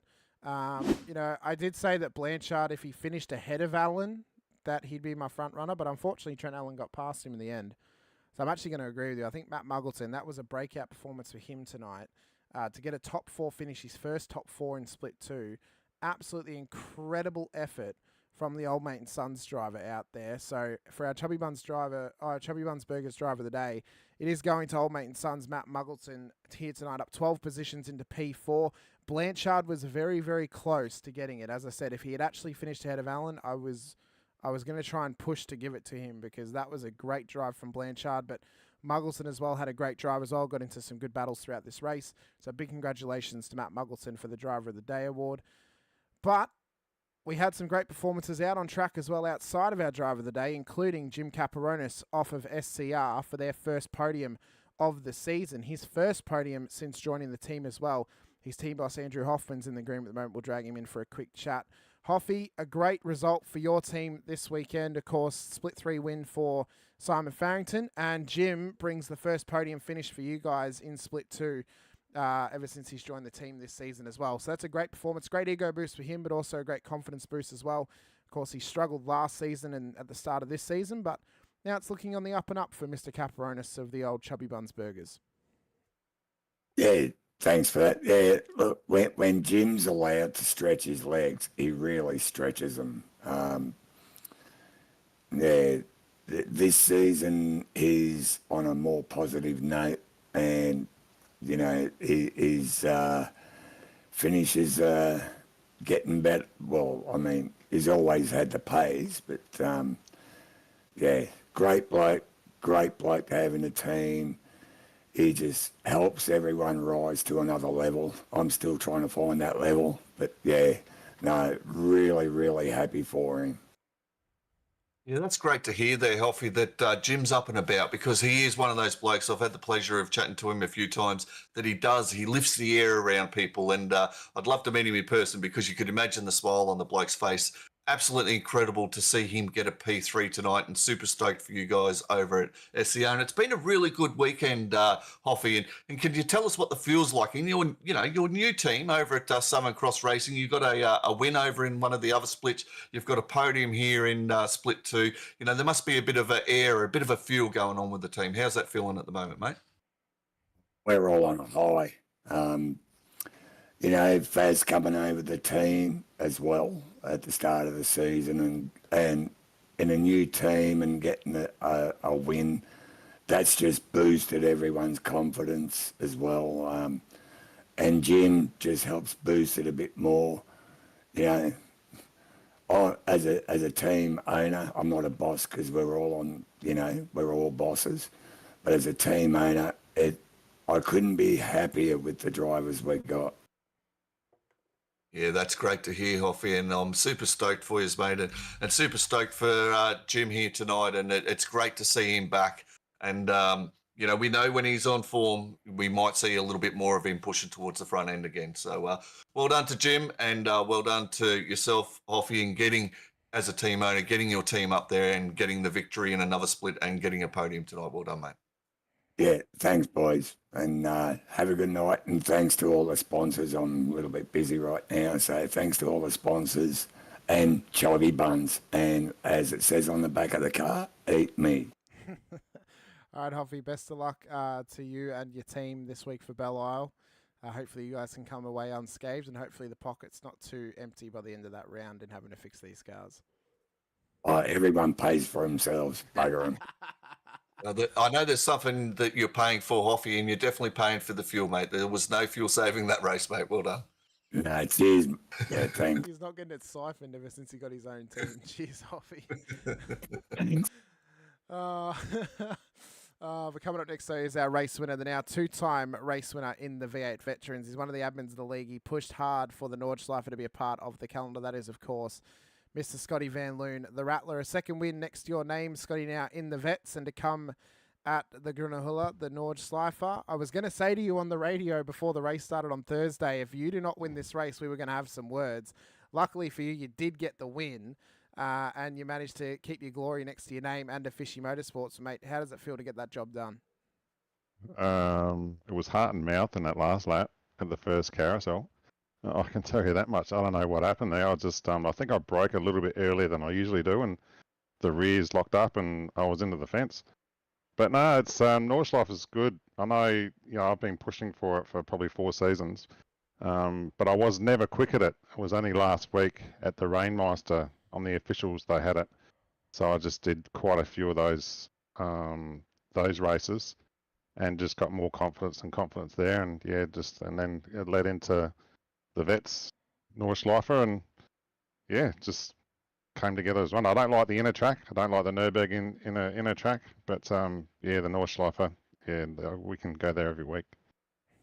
Well, I thought you drove absolutely beautifully, Scotty. You got your strategy right. You kept it on track. Apart from that last lap, but you were allowed to have a little bit of a scare moment there, and it definitely would have raised some eyebrows. But overall, well done, mate.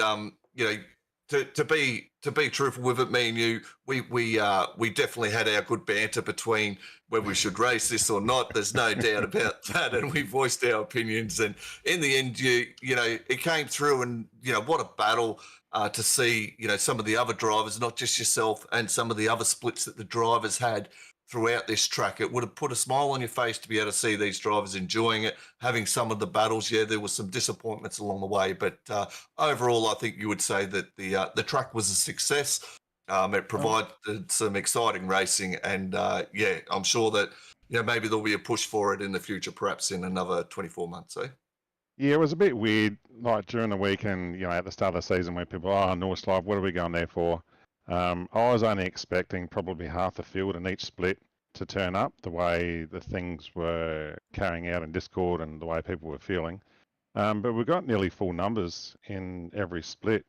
So I think it was a success. I mean, it's a real driver circuit. It's like golf. You're playing against yourself, and that's what I found with this. And Trent Allen tonight, I did a dummy run race on Monday night and came in on lap 3 and had to fill right up, and I finished the 10 laps with half a litre. I knew it could be done, but when I come out and he was 7 seconds in front, it didn't click to me, so I started chasing him, and then it sort of clicked about 2 laps in that he must have underfueled. So I backed off a little bit to try and save the tyres, but Trent had a heap of pace, and it would have been good if he got his fuel strategy right. If he topped up, if he went to full 133 litres when he came in, he would have made it home. So that would have made it very, very interesting. But no, it was a great race, and I can't be happier except for that heart in the mouth moment at the first carousel. Before you go, can you answer this for me? Like with the fuel loads, and I mentioned you talked about the fuel loads, and you're talking about Trent Allen and coming out in front. Did you find that as the fuel got lighter, because what we're watching with the timing charts, even on the older tyres, the cars were faster? Was that what you were finding, especially with the lead up to this race? And did that form any part of your strategy tonight? Yeah, it did. So when I did the dummy run on Monday night, when I did the 6th lap, my 6th lap was my fastest lap of the stint. So 6 lap old tyres, but just the light fuel made it extra quick. I think I was doing 138s and 139s after 6 laps. So 100%. Like when the fuel drops off, the tyres. Jamie's set was really good for around here. The tyres really did hold up. A few of the guys went out too hard too early and just heated them up and then had to back off a little bit. But and I didn't have no spotters for split 2, so I'm by myself in split 2. All the fishy guys are in split 1 and the spotters are up there. So I wasn't sure what Trent's strategy was until probably 2 laps after chasing him, and then it just sort of dawned on me that he must have underfilled. But yeah, no, definitely the car feels better, lighter, but with worse tyres. So yeah, it's a weird thing to feel actually when you're in the car, because usually it's the opposite way around. Well, that's right. That's what we're used to, especially with Gen 2. But I'm sure Yeah. there'll be a lot of drivers in Split 2 taking note of that for the rest of the races and the season ahead, especially when we come endurance time, something to keep in mind. But you drove absolutely beautifully tonight, Scotty, and no matter what's going on, you thoroughly deserved the win and you drove it on merits, mate. So congratulations. Thank you very much, boys. Cheers. Thanks, Scotty. Just quickly before we let you go, is there anyone that you want to give a shout out to, or any of the sponsors of the team you want to give a shout out to as well? Obviously. Well, yeah, okay. It's been a Well, little firstly, while you between guys drinks for you. well, the broadcaster team like yourself and Scotty and Split 1 and Split 3 and Split 4. All the Rexy and the admin team, safety cars and race control. All the boys at Fishies, and then finally Western Motor Group, Infinity Design, DC Shades, Battery Warehouse, Early Beach, Harlan Esports, MJS Gaming, Index Designs, Whitaker Electrical Services, and ANT Transport. Very good, mate. Best of luck next week for Belle Isle. We look forward to seeing how you go. Concrete Jungle, here we come. Hopefully we get to have a chance to speak to you again this season. Maybe you can make it 2 wins in a season instead of just 1 this time around. Might be nice to have a safety car this week too, boys. Oh, that might be a good May have a point. bit of a break. Hopefully it doesn't park at the end of the pit exit like it did at Long Beach. Yeah, that's it. We'll be right. All right, mate. Best of luck next week. Cheers, lads. We look forward to seeing you. Appreciate it. Cheers. Thanks. See you, mate. Bye. Well, Hamish, that was, it really turned it on its head, especially those last 2 laps. So, I mean, I know we had our Scotty Van Loon, drove really well, deserved the win. We didn't speak much about Jason Spriggs, but he'd done what he had to do for his championship, didn't he? He's finished a solid P2. Jim Caparonis up there into P3, Matt Mulberton, and then we're getting into the Sanderson, the Blanchard, the Trent Allen, the Vandermeulen, even Schroeder and Fisher. They were all in there that rounded out the top 10. So it became really exciting, those last 2 laps and the way that it developed. I would say if we can have a full race of those last 3 laps of that battle inside the top 10, if we can have that across the whole field for the whole race, I'll happily have the Nordschleife back next season. I think that rate, again, that was some of the best battling we've seen all season long across all 4 tracks we've had. That was one of the best battles. I think Trent Allen is solidifying himself as the rising star this season. For sure, obviously a race winner this season, multitude of top 10s. It's been a great performance from him. Logan Barnett does come out of this round, though, still in the championship lead leading into Belle Isle next week. So it wasn't too bad of a loss for him, not setting a qualifying time, made his way all the way back up to P11. So still a good solid chunk of points for Barnett. He does lose some points, though, to the likes of Van Loon, Spriggs, Allen, and Chris Blanchard, who came into this round P3 in the championship. So he has given up some points to those guys, as well as Wayne Sanderson, who's a bit of a smoky at the moment. The guys we did gain on, though, Stacey Boyd, Matt McMillan, Paul Burns, who wasn't here this week, and Peter Baxter as well as Mick Clifton, were also inside the top 10. The other driver against some points on him, Jim Caparonis, inside the top 10 as well. So there's a couple of movers and shakers in that championship order. It's going to be very interesting how it pans out next week, because next week we do head over to Belle Isle for the Concrete Jungle, and that is going to be one hell of a test for these drivers. We go from the Grunahulla to this Concrete Jungle, and walls either side of you, safety cars galore. The last 2 times we were here, it was absolute chaos. I expect nothing less next week. So bring your A game, because this is going to be one hell of a race. 150 Ks. Last time we were there for the sprint round, which was, I think, 200 Ks, but it was 2 100-kilometer races. I'd like to see the sprint round come back maybe next season for it. Maybe I was wondering about Belle that Isle, too. but maybe a track like a Sandown or something. Next season. We done a sprint round, two races at Belle Isle some seasons ago, and it was actually quite fun. Anyway, yeah. So maybe we can see that again next season for a different track. Obviously not Belle Isle because we're running it next week, but it's going to be a great race. It's going to be a great test for these drivers. Once again, that will mark our halfway point of the season. Once that race is done and dusted, so we'll get a very, very good opportunity to see what the championship standings look like. And then afterwards, we're heading out to the likes of Okayama, Snedden, the Red Bull Ring, and then an Australian doubleheader to end out the season at Sandown and at Phillip Island as well for the Enduro round at the end of the season. So this is going to be a massive week next week coming up, ladies and gentlemen. You guys do not want to miss it. Be sure to hit the like button, the subscribe, and the bell icon as well, so you're notified anytime we go racing here on the Veterans, whether it's Split 4 action, Split 2, Split 3, whatever it is.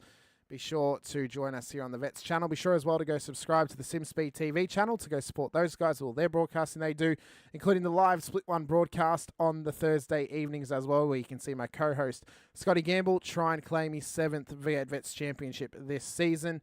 I've been Hamish Munro alongside Scott Gamble. Once again, big thank you to all of our series sponsors, including our title sponsor, Racecraft Simulations, and our other sponsors as well, Logitech G, Parramatta, Isuzu Ute, Player One Sim Gear, Nova Sim Sports, and Sudspeed Gloves, as well as LGC Images, for providing some great images to everyone out there in the world of social media and in the Vets Discord as well. As well to Chubby Buns Burgers for providing us with the Driver of the Day award this season. Tonight, it went out to Mr. Matt Muggleton.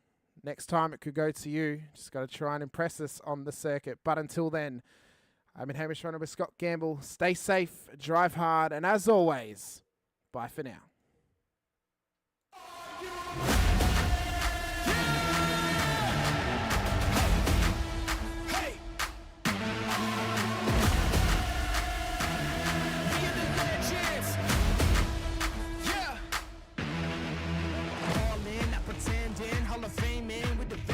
I ain't playing weak, no, I'm playing for keeps. Can't stop me, I'm a legend. I run with the crew that's making the moves. Get out of the way, we coming through. We got this, never stopping, and we won't lose. No, we can't lose.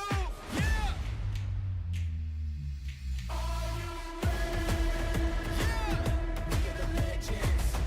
We are the legends. Yeah! Are you ready? We are the legends. We are the legends.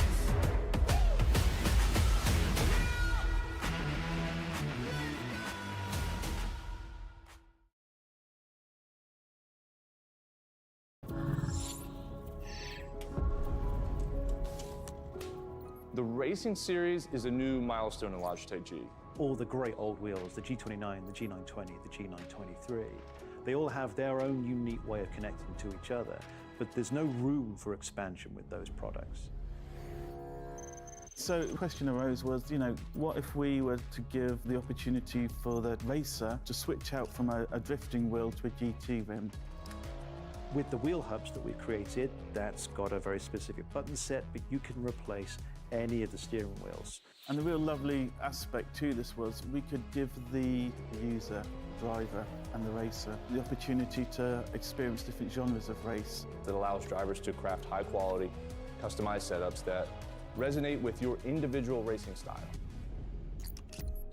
When we start with the design, we always start sketching. Very often, once we've got sketches, we start discussing with engineering. We had 3 rounds of engineering testing or user testing where we invited in users from sim racing, and every single round of feedback we refine, the product based on what they tell us.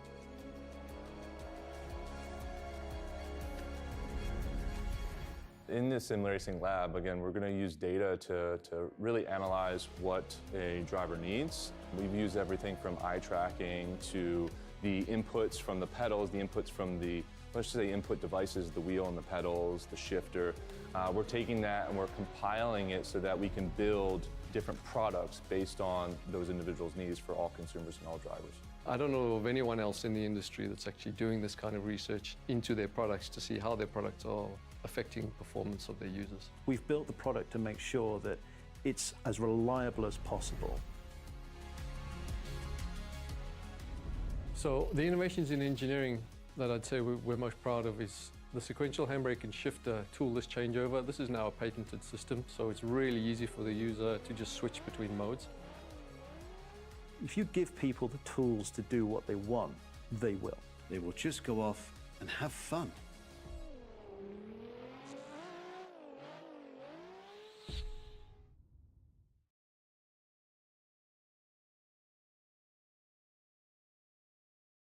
Introducing the Rackraft PT1, custom-built full chassis racing simulator.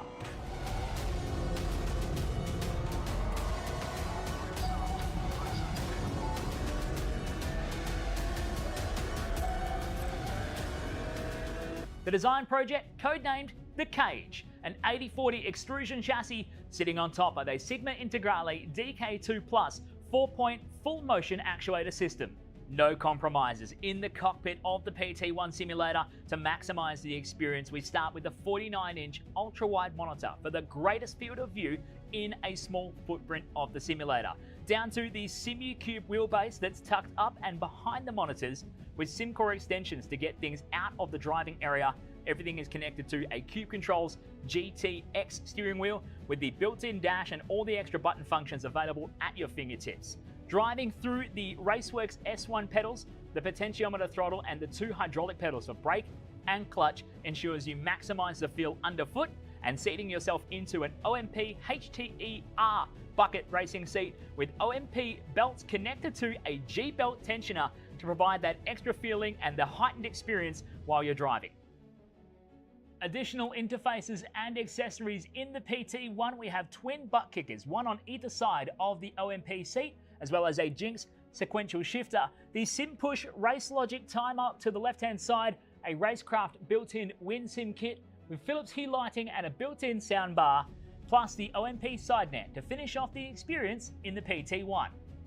The Racecraft PT1, build number 1, the ultimate in sim racing experience, combining the best products in the market with the passionate, no compromise approach that goes beyond racing simulation.